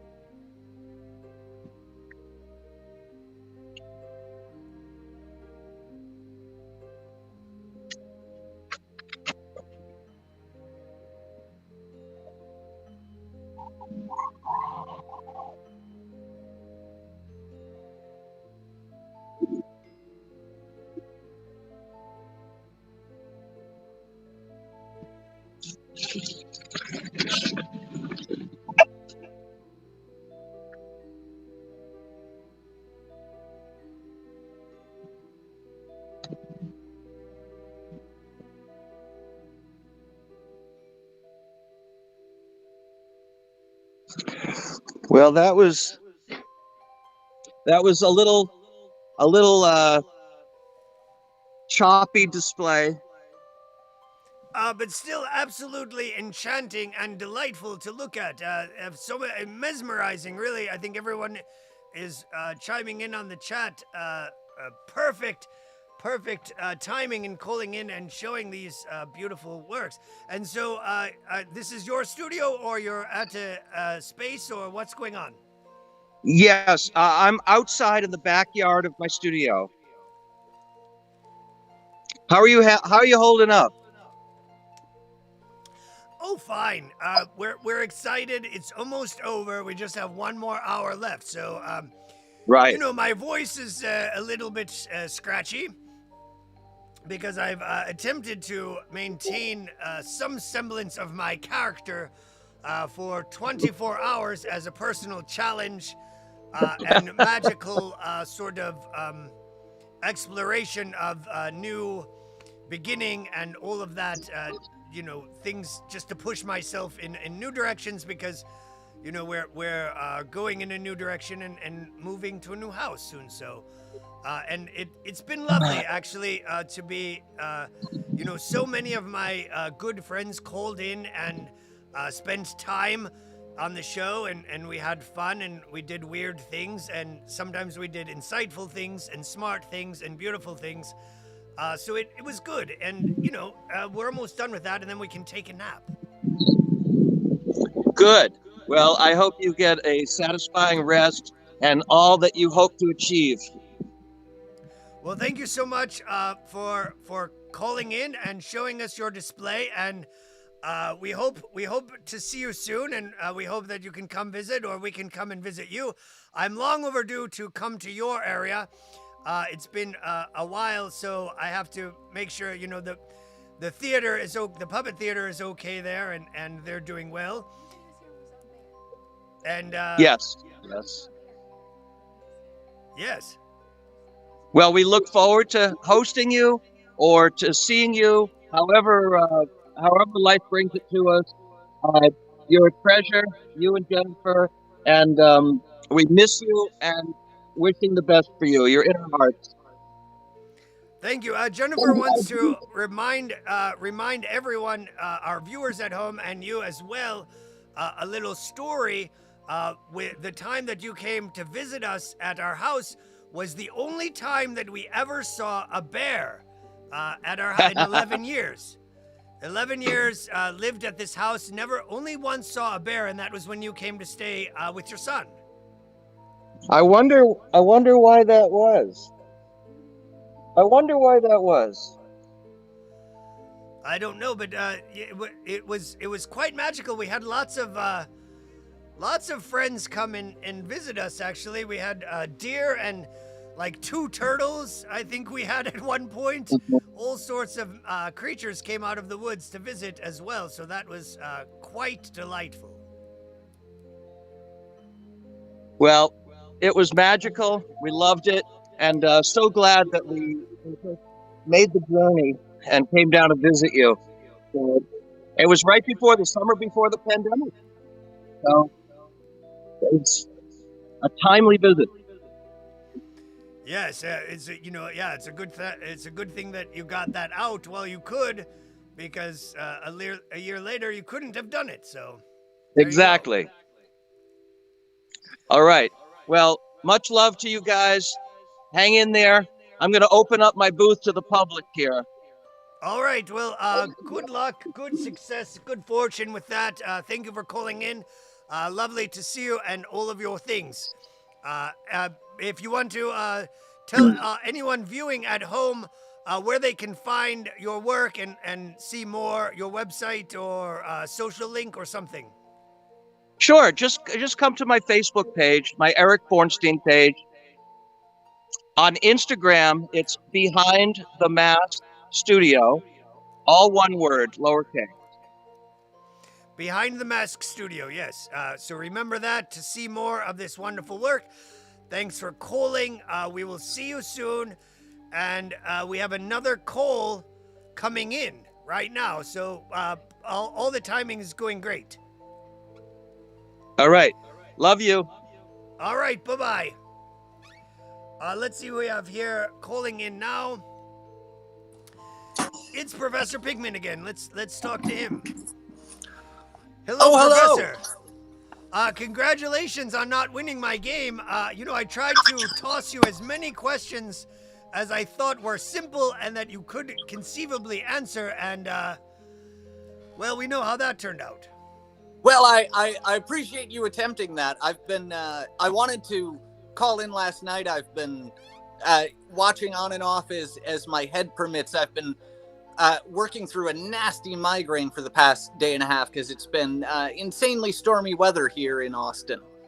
And yay, pressure headache. That reminds me. I wanted to tell you what you reminded me of Austin. And if you watched our show, Mr. Bonetangles was here, who is also an Austinite, and he's part of our mutual friend, Dan the Amazing Face. Do you know the Amazing Face? I don't personally, but I know of the Amazing Face. Well, you should go and see their show. I don't know what venue it is, but they're doing live shows now, and a bunch of my personal friends are in that show, so you can go and see it and meet some very fun people. My friend Mr. Bonetangles, who is a puppeteer, and one of my favorite live puppeteers to work with on a consistent basis, is there, and he does a show, and you should go and see it. He's very fun. I would love to. Absolutely. You'll have to send me that information. I will. It's a regular venue that they're doing because they did 2 shows now, and it's sort of like a round stage. I don't know. I'm not really familiar with Austin, but they're doing live performances. It looks like it's pretty, socially distanced and safe and all that. But it looks great. They've been posting the videos, and Mr. Bonetangles was on the show for a few hours, being very weird, which we would expect nothing less. I caught little bits of that, and it was fantastic. Everything has been fantastic, and what is that behind you there? Some So I have quite a bit behind me. I'm basically in my small work corner here. It's there's a tiny peek of the world of the Pikmin work desk. Nice. But I do have a few very, very special things that are specifically available right now. I just made them available in my shop. put up to selling specifically with the proceeds going to TOYBOX. So Really? if anyone watching, I'm about to show off what they are. If anyone watching is interested, these pieces are $25 each. All of that $25 goes to TOYBOX for every sale. The only thing I'm taking from it is the cost of shipping. Fantastic. So, right now, in the world of Pikmins, we are in the middle of releasing Creature Feature Wave 4, which is Creature Feature is a line we've been doing in a 3 3/4 inch scale, very horror and sci-fi centered.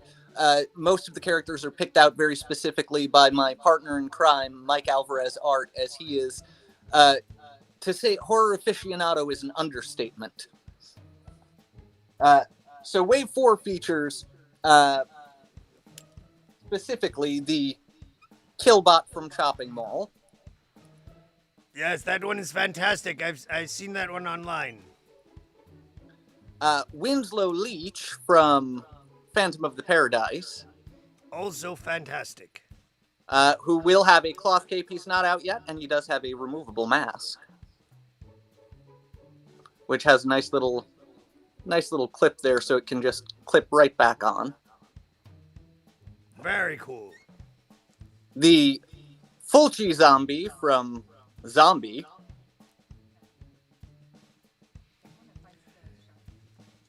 And Henrietta from Evil Dead 2, who is a personal favorite. Yes, always a good one, that one. And I also have a personal love of just randomly startling my friends with "Someone's in my fruit cellar." But so the 4 individuals that are up in the shop right now that are one-offs, there will only ever be one of these, are a glitter bombed. I don't know how clear it's coming through, but this is a holographic glitter version of the Killbot.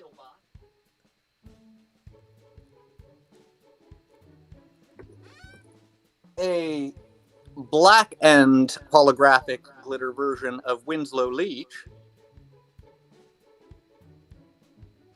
who also does have that removable mask. A translucent red, quote-unquote, blood drip version of the Fulci zombie, who has it's a really, again, it doesn't come through as well on camera, but it's a really, really nice translucent red. And then a translucent green, glow-in-the-dark Henrietta. And that has a really, really beautiful glow to it.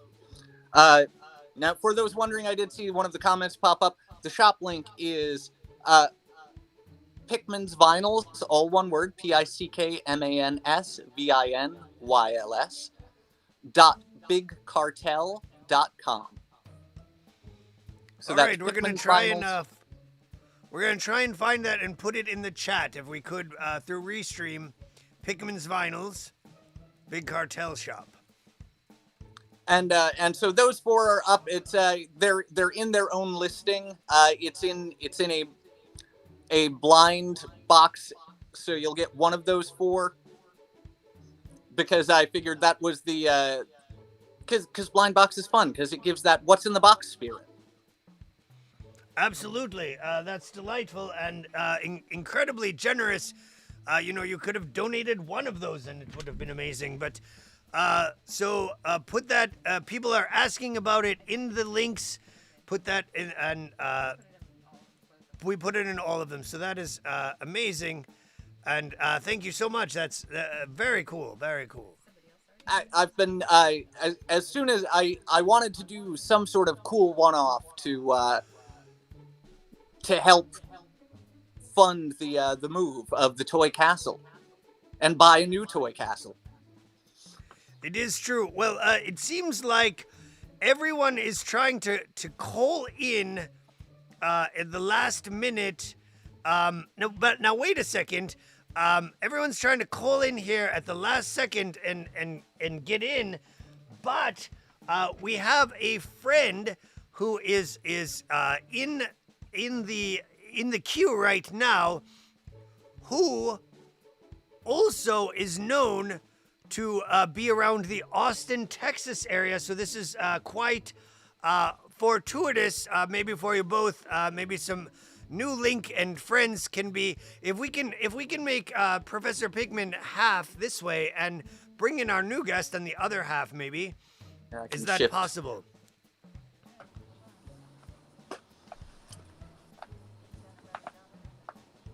Maybe just cut him in half this way, yes. There you go. Yeah, put him over there.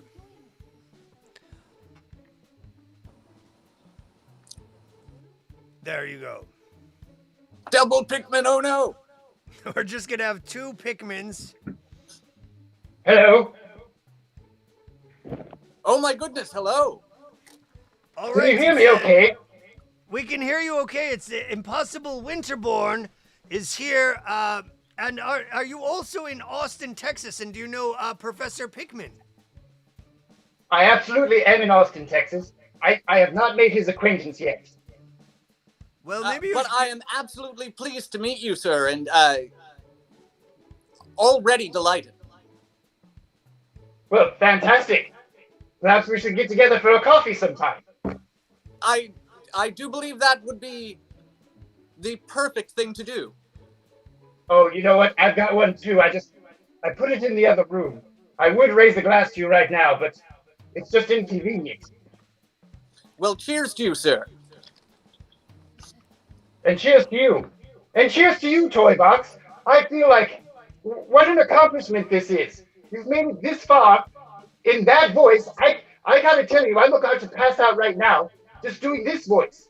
It doesn't take me very long to get exhausted. And my hat is off to you, sir.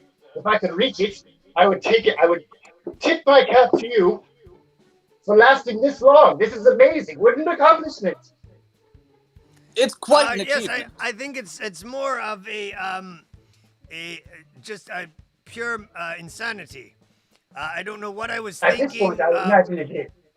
But you know, I'm trying my. I don't know if I made it the whole time. I think I slipped a little bit and you know, maybe fell even as well. But I got back up and I kept on trying. And you know, I have to admit, I'm proud of everyone who has come together and helped us pull this thing off. Because who would have thought that it would actually be a thing? Right. And I would have been extremely remiss if I didn't join in. I was going to do it yesterday, but like the gentleman said, it was flooding here. There was just a lot going on, and I had this stream up and I was watching it, but I just didn't have an opportunity to get on. I was like, today's the day. I've got to get on today. There's no other time. There literally is no other time because we only have 40 minutes left of the show, and then it's over forever until... guess what? We're probably going to be doing some sort of very similar show to exactly what we've been doing in a shorter form on Twitch soon. And of course, you know, the people that want to hang out and talk to TOYBOX and have fun are going to be welcome to come back on that show. And, you know, probably I would guess that would be a similar eclectic cast of weirdos. That sounds fantastic. I cannot wait to miserably fail another game show. Well, the game show is definitely going to be a staple of our programming on Twitch. So we beta tested it tonight. I think it went pretty well. You know, it wasn't always fair, but I think I saw a little that's bit like of that. life. That looked pretty funny. It was pretty fun. terribly fun. It's the only game show where I make all the rules. And I think, Well, I'd love to be what a other guest. way would you have it? No other way. I wouldn't do it if that wasn't. That's the deal. But I was persuaded in some moments to let other people make rules as well. I was judicious and fair, but also incredibly unfair in other moments. Just like life. That's what life. That's. It's just like life. It's a life. Well, I would say that's life. the makings of a good game show host. I mean, you don't want people to be like, oh, this is Mr. Nice Guy. I can do whatever I want. I'll get away with whatever I want. No, sometimes you got to put them in place. You got to tell them what's up. You're in charge. Not them. This That is incredibly true. And so where do you guys Professor Winterborn, Impossible Winterborn, I'm sorry. I'm mixing you I'd like up to be a because professor. I'm sleep deprived and but where do you go in Austin, and why don't you guys both go meet up and go meet my friend the Amazing Face and Mr. Bone Tangles and go watch their show. They're doing like some sort of burlesque, drag, sideshow, puppet, cabaret, vaudeville type sideshow thing, and it's great. I mean, I watch it on the internet, and I wish that I could be there in person. And here's the thing. You guys could be there in person, and maybe you can even make friends with them and say, hey, can I bring a trunk of my bullshit and set it up at a table and make your event even better by trying to sell handmade toys and robots and things at the sideshow. I think it's a great plan. I think you should all put that in motion and make that happen, because, if I was there, that's exactly what I would be doing. Well, that sounds like something that's exactly up my street. I would love to do that. I would agree. You guys should all team up there in Austin, Texas. It can't be that big of a place, and there can only be so many of you, and most of you were on the show tonight. I think it's very funny that as soon as I was about to get on, the professor here jumped on in front of me, and I was like, "This guy's in Austin too? Like, what a coincidence!" Like, I think that it would be a good idea for us to meet. I agree completely. I think we'll need to connect after this. We'll Well, that's exchange fantastic. information as if this is some sort of traffic accident. We'll exchange information and then let the authorities decide who gets what. I'm afraid if we leave it up to the authorities, nothing will get done. But I agree on the traffic accident part. I agree too. I mean, it was my idea. And I support this idea wholeheartedly. Fantastic. Hey, can I show you a couple things before I go?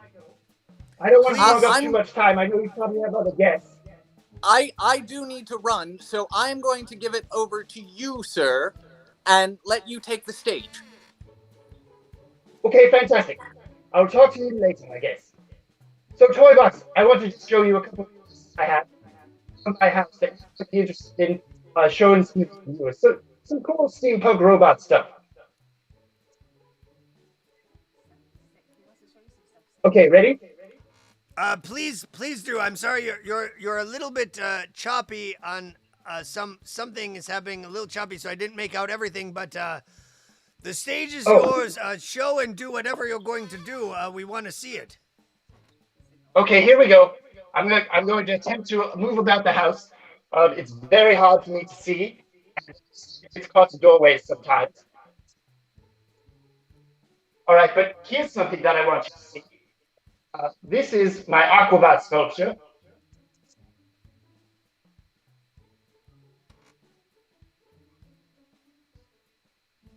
I have to bend down so you can see it.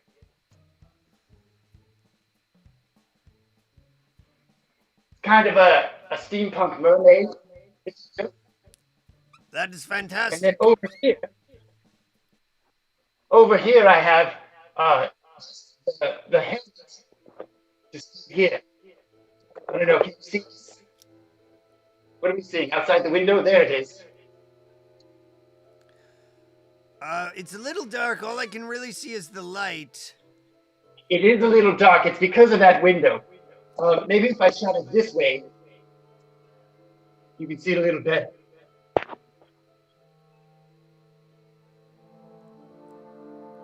A little bit, yes. You said I wasn't really prepared for a show and tell. I just figured I would show you something. Sure.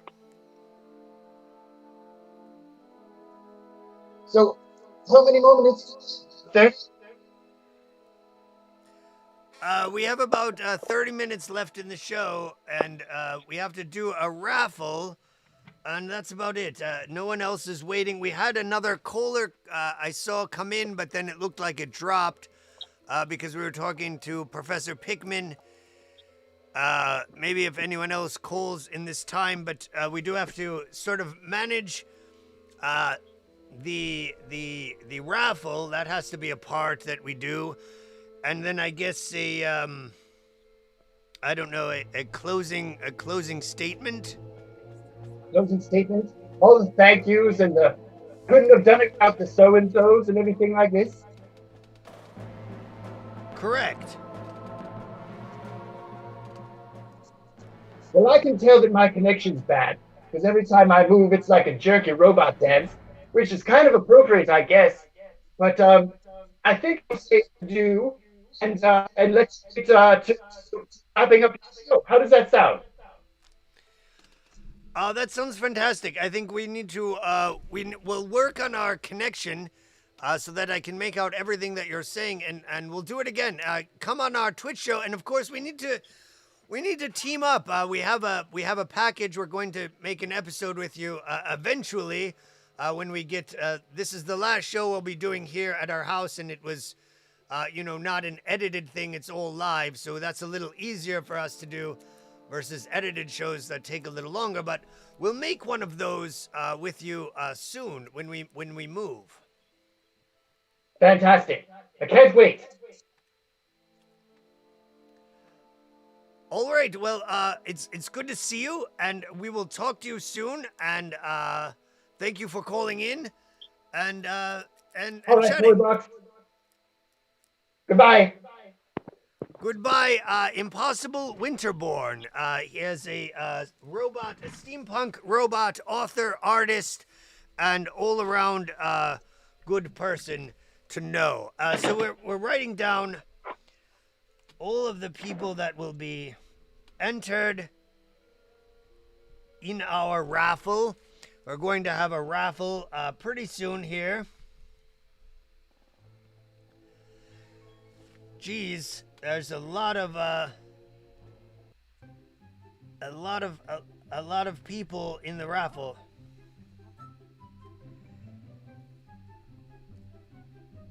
Hold on, we have a guest calling in. Let's see who we have in the green room.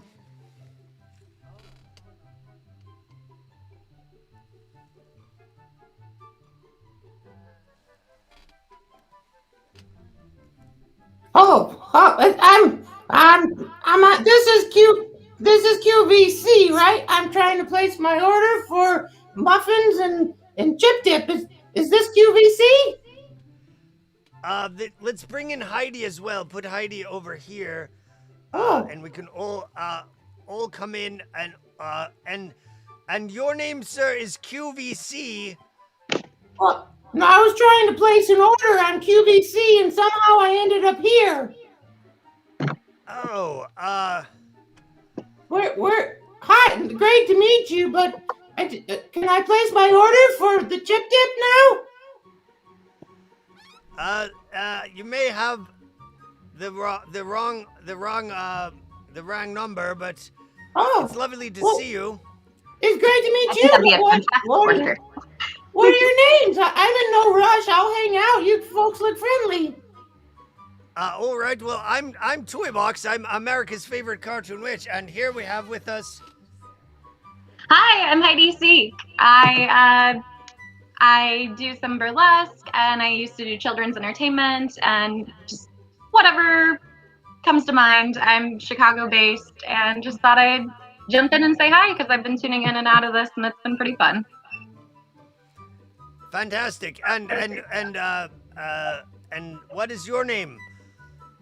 I'm not sure even what who or what you are, but who are we honored to talk to here? Oh, thanks. They call me Furzy, and I was just sitting at home. I was watching QVC, and they had this really great sale, and I thought I clicked on Q. Oh, wait a minute. TOYBOXtheater.com. Oh my! Yeah, that I got the QVC mixed up with TOYBOXtheater.com. That happens sometimes. Easy mistake. Your name is Furzy. Yeah, well, that's what they call me. Yeah. Well, I'll call you that too. I'm fine with calling you whatever you prefer to be called, and I am unfamiliar with what QVC is. What are does that an acronym for quality? No, I watch it 23 hours a day because they have really good sales. And I started watching it in the 1980s, and I haven't stopped since. So I sometimes we lost the call. Oh, no, I think maybe Heidi went to go get the sale on Chip Dip that I was just looking at. And that's at QVC. Yeah, like it's the home shop, that shopping station. Right, you buy stuff. Oh, I thought that was Home Shopping Network. Oh, that's one of their competitors, but they don't have the sale on Chip Dip that I just saw. Is you that like that old televangelist that tries to sell those buckets of military grade rations and stuff like that? Oh, I don't know about that, but I got a really good. Oh my goodness! Wow, what is happening? Did they? Is the Chip Dip bad? Did it go out of? Is it expired? Is this a game? Do I catch these? You can try. They're space pigs. Occasionally, we just get these space pigs flying around, and then and then everything just starts going completely bonkers. Wow, they don't have this on QVC. I think I'm going to switch to your show. Are you live 24 hours a day too? Unfortunately, right now we are, but we're in the home stretch the last 30 minutes of 24 hours, so... you know what I think happened? I think because you're going 24 hours a day, something got confused on the interwebs where they thought you were QVC. Well, I'm glad that they did, because, you're keeping us company and in the final moments of this epic show. And we wish that you could have tuned in earlier, because we were having some sales and we had a game show as well. Wow. What did you do? Was it like Price is Right or Make a Deal or exactly. How do you play the game? There's questions and challenges, and if you can, complete them, then you get points. It's sort of like what's that other game? Not Let's Make a Deal, but is it what's that game called with the no whammies? There's whammies in this one. No. Press your luck. Oh yeah. I have a T-shirt of that. I was on the show in the 70s.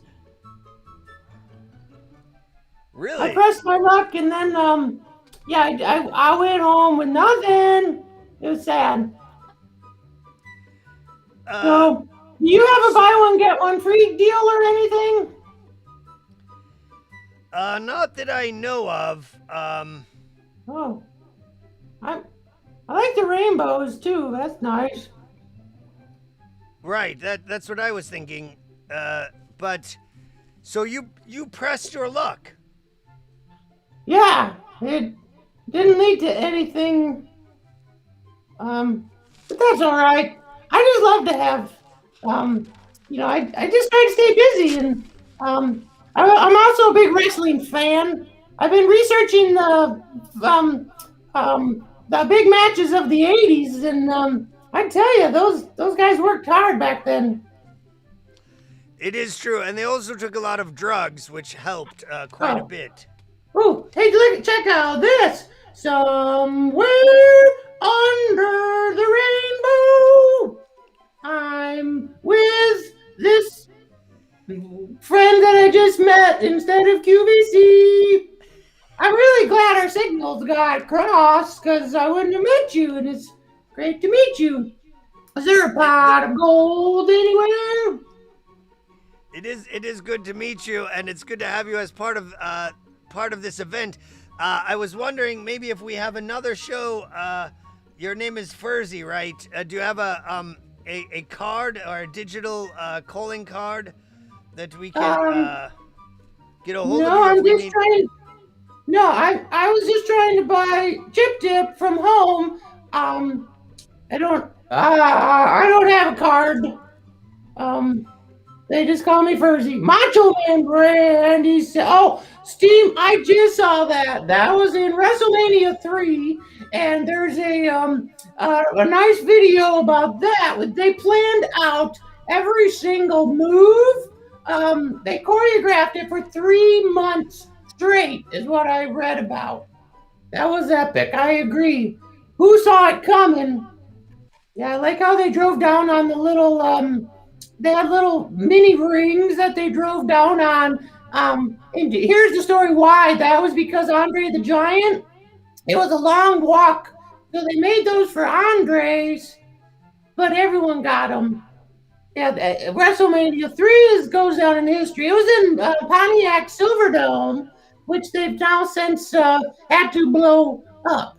I think it was because when Hulk Hogan body slammed Andre the Giant, it broke the foundation of the stadium. And years later, it finally came to an end when they said, "We must destroy this building. It's never been the same since WrestleMania 3." Boy, I have to tell you, Furzy, you're my kind of puppet. I mean, all of your facts are spot on. I actually know this information because we watch, somehow, I don't know how you knew that we watch classic WWF or WCW pretty much nightly. Every night before we go to bed, we watch these same television shows, and we're quite aware of everything that you're talking about. And, you know, if you're doing your research, and I'll give you a giveaway, which could be a question on our show sometime. But if I ever ask the question, who are the best team color commentators in the history of professional wrestling, the correct answer is Jesse the Body Ventura and Gorilla Monsoon together. Gorilla. I was going to say Gorilla. Gorilla. Yeah. Bob Uecker was in there, and that lady from Entertainment Tonight. I don't know why they brought her into that WrestleMania 3. It's all about Jesse the Body and Gorilla Monsoon. And you know, in any of those old wrestling shows that you see, after you see several of them, you'll notice exactly what I'm talking about. They have the best comedic chemistry with each other. They're just absolutely brilliant. And they play off each other really well. Whereas sometimes, you know, they mix up Bobby the Brain or Vince McMahon or a different straight guy, Tony Schiavone, with, Jesse the Body, and they just don't get it. They don't click. They don't see that.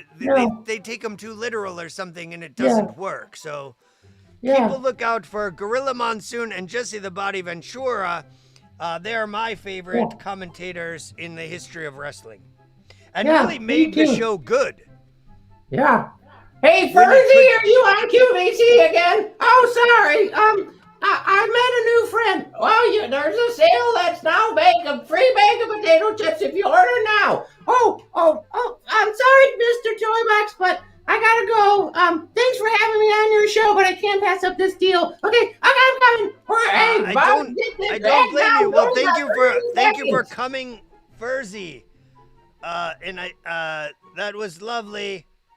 I'm trying to write down all of the names. Sorry, we're trying to double team this so that we can end this show, because we only have 18 minutes left. That's very exciting, because, you know, I haven't slept in a very long time. So what I need is a scissors.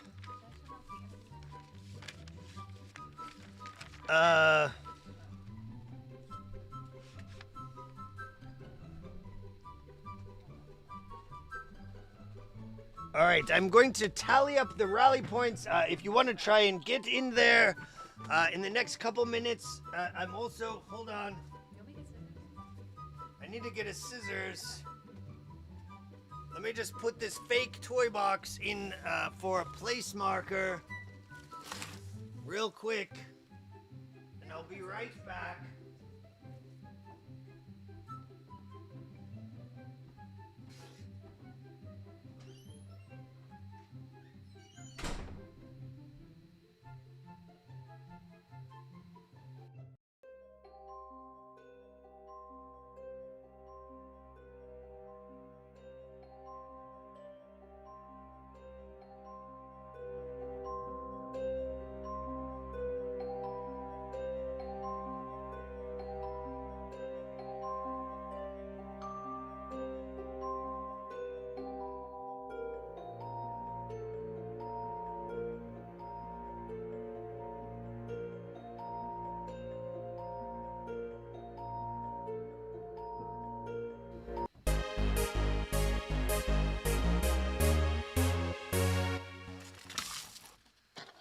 All right, I'm back, and I thought you were getting me a scissors. I got it.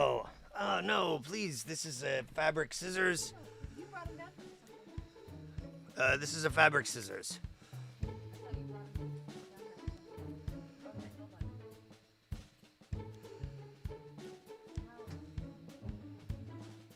No. They're over there. Do I have to do it? There's plenty of scissors.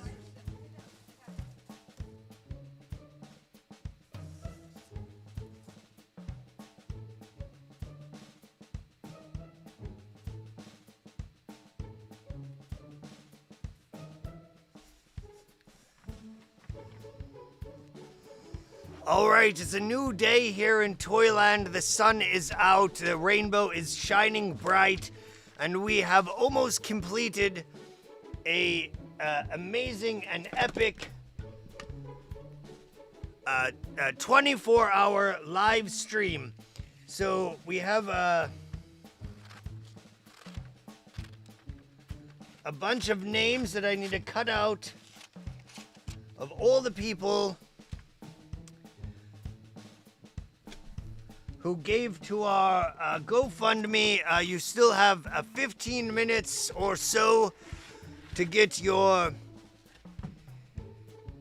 bid in if you want to win the raffle prize. While I cut up all the names and put them inside of this box and mix it up, and then we find a winner.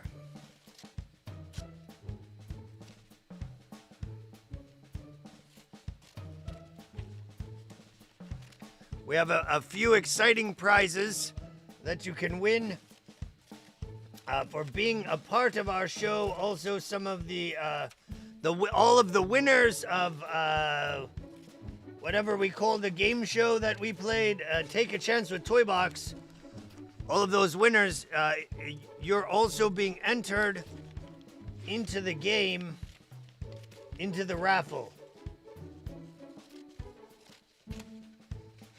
So this is an exciting moment. I hope you enjoyed all of the things that we did on our show, culminating in the kitty cam, and some final last-minute guests came through. It was amazing and awesome and fun. Let's see.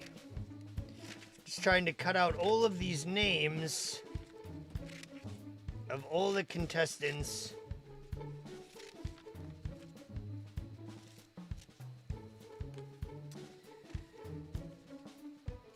So I'm busy working, and I just did 24 hours worth of live streaming.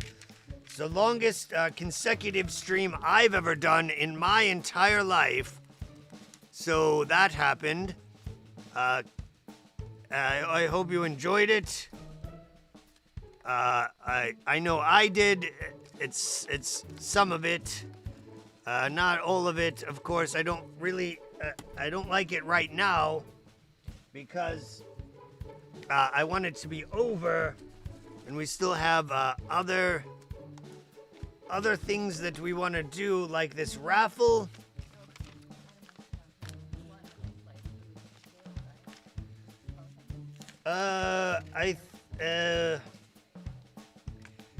I think it was indeed Will, Adam, who won because Tiny decided to give all of his points to Will because he liked him, and Saddlebag, who then turned into Grocery Bag, or what was her name? Grab Bag. Then Grab Bag took over, and it's a long and convoluted history, but I think I have written down that Will was the winner. That Will is Mr. Bonetangles. It was not Tiny, unfortunately. We were all rooting for Tiny, and we thought that Tiny was going to win, but, you know.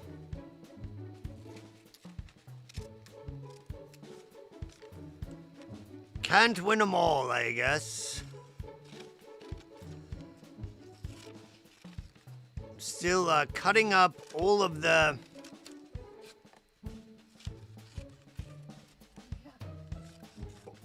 names of all. So this is a good sign. We got a lot of people gave money within the last 24 hours. Everyone who did is automatically entered in our raffle for some fantastic and exciting prizes. Let's show them all what they didn't win.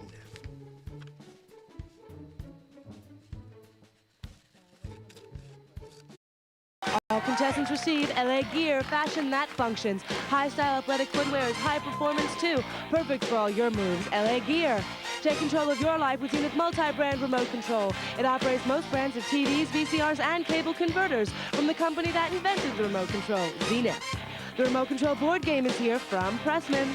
Losing contestants take home from the Goomy Guys. Goomy friendship bracelets featuring their brand new super colorful Oba-Obas and fashionable woven leather bracelets. Goomies, get them.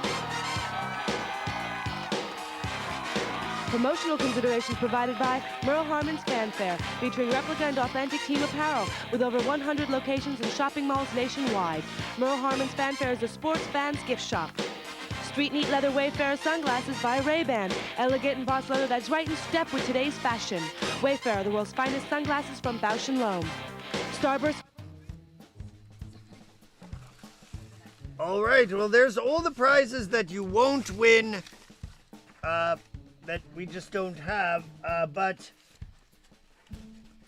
we do have prizes. We have 6 different prize packs.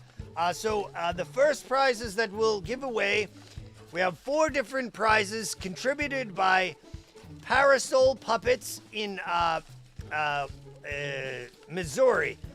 They're in Missouri, and the first thing that they have is a pack of toys. 1 pack of toys.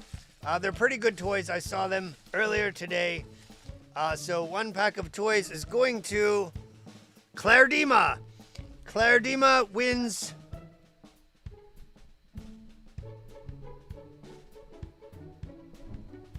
what? Oh.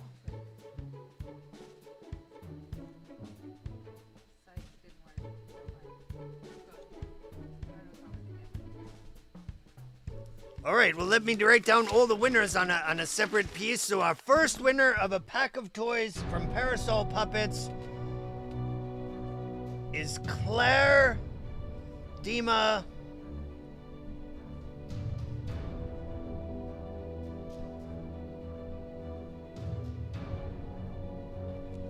All right, so Claire is out of the game, and this is for the second pack of toys from Parasol Puppets.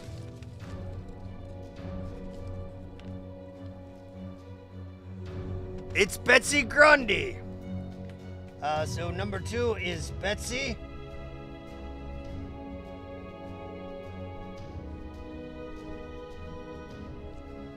All right, this is number 3 for a pack of toys donated by Parasol Puppets.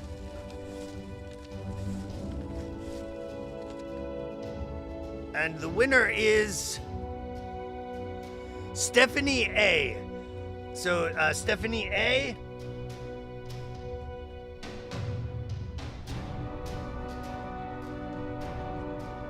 I think I know who that is.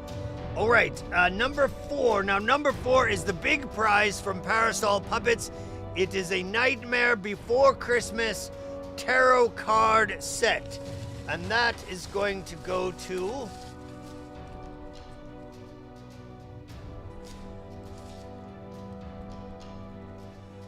That's going to go to Abigail.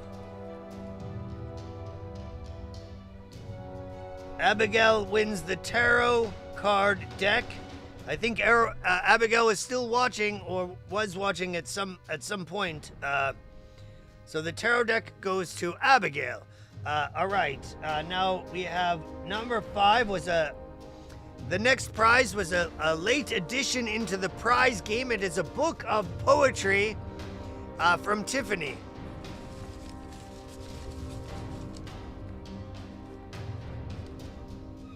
And that goes to John McCrae. John McCrae.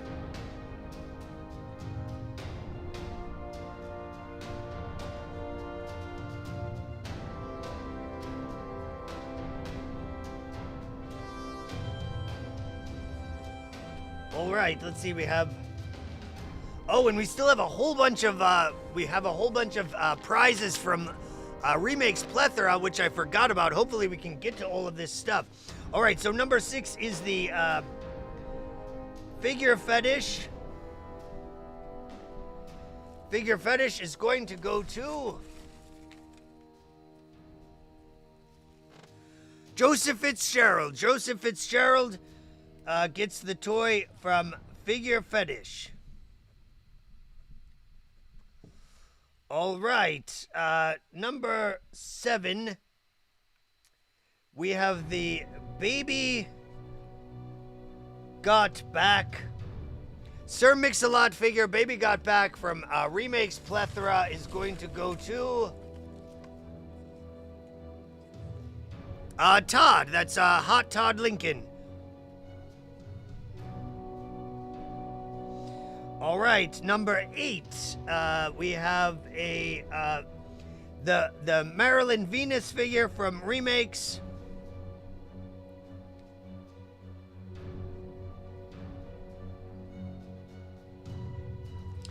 And that one is going to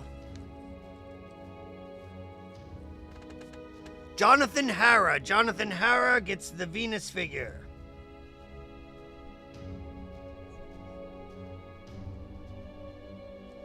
All right, we're doing good. Now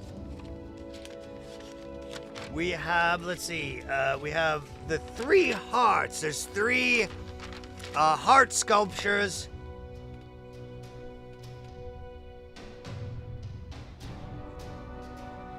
Three heart sculptures by Remakes Plethora.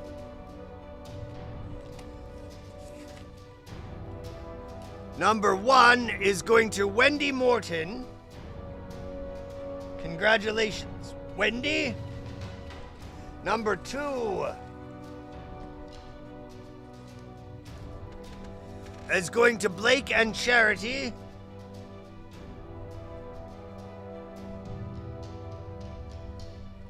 And number 3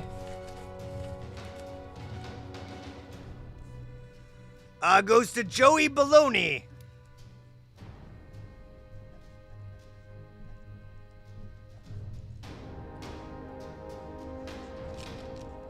All right, well that's nice. And now the final prize will be a mystery pack, mystery box from TOYBOX. And that goes to Klingon Warbird. So,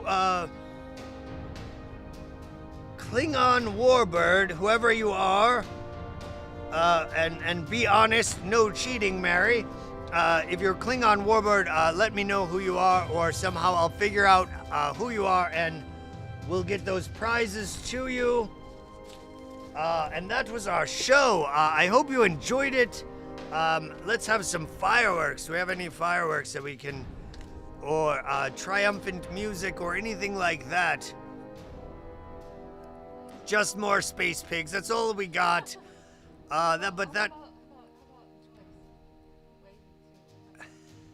Oh, yes.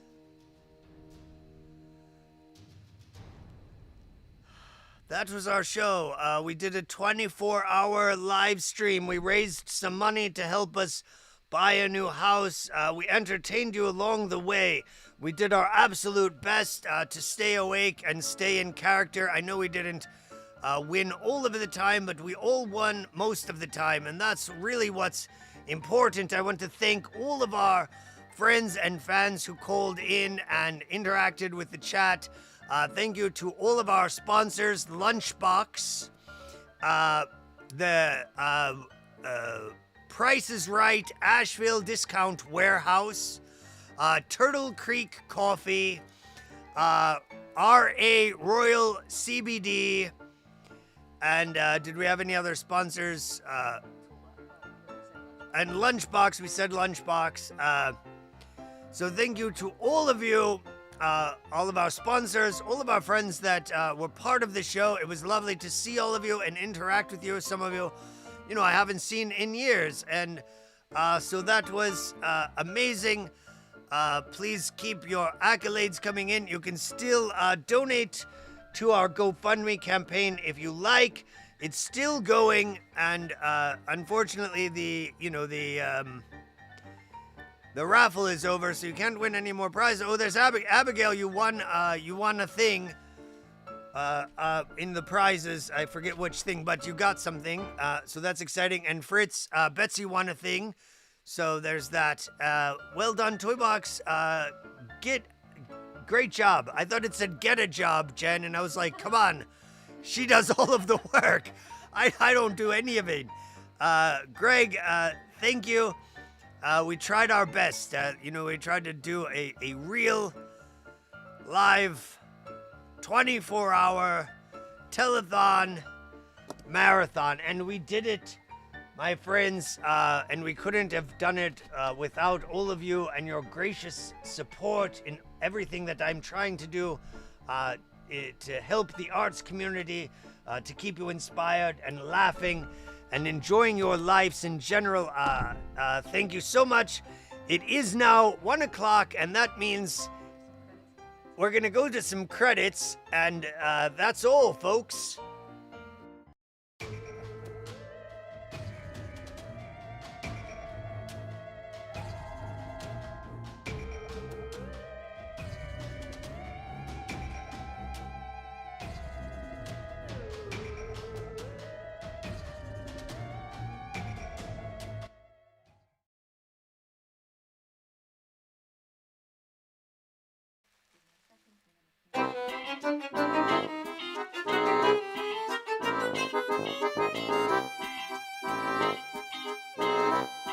See some of my new ragamuffins. There are over 100 to choose from, along with t-shirts, stickers, magnets, and other handmade toys in my shop now. Or, if you like, you can just donate directly to me.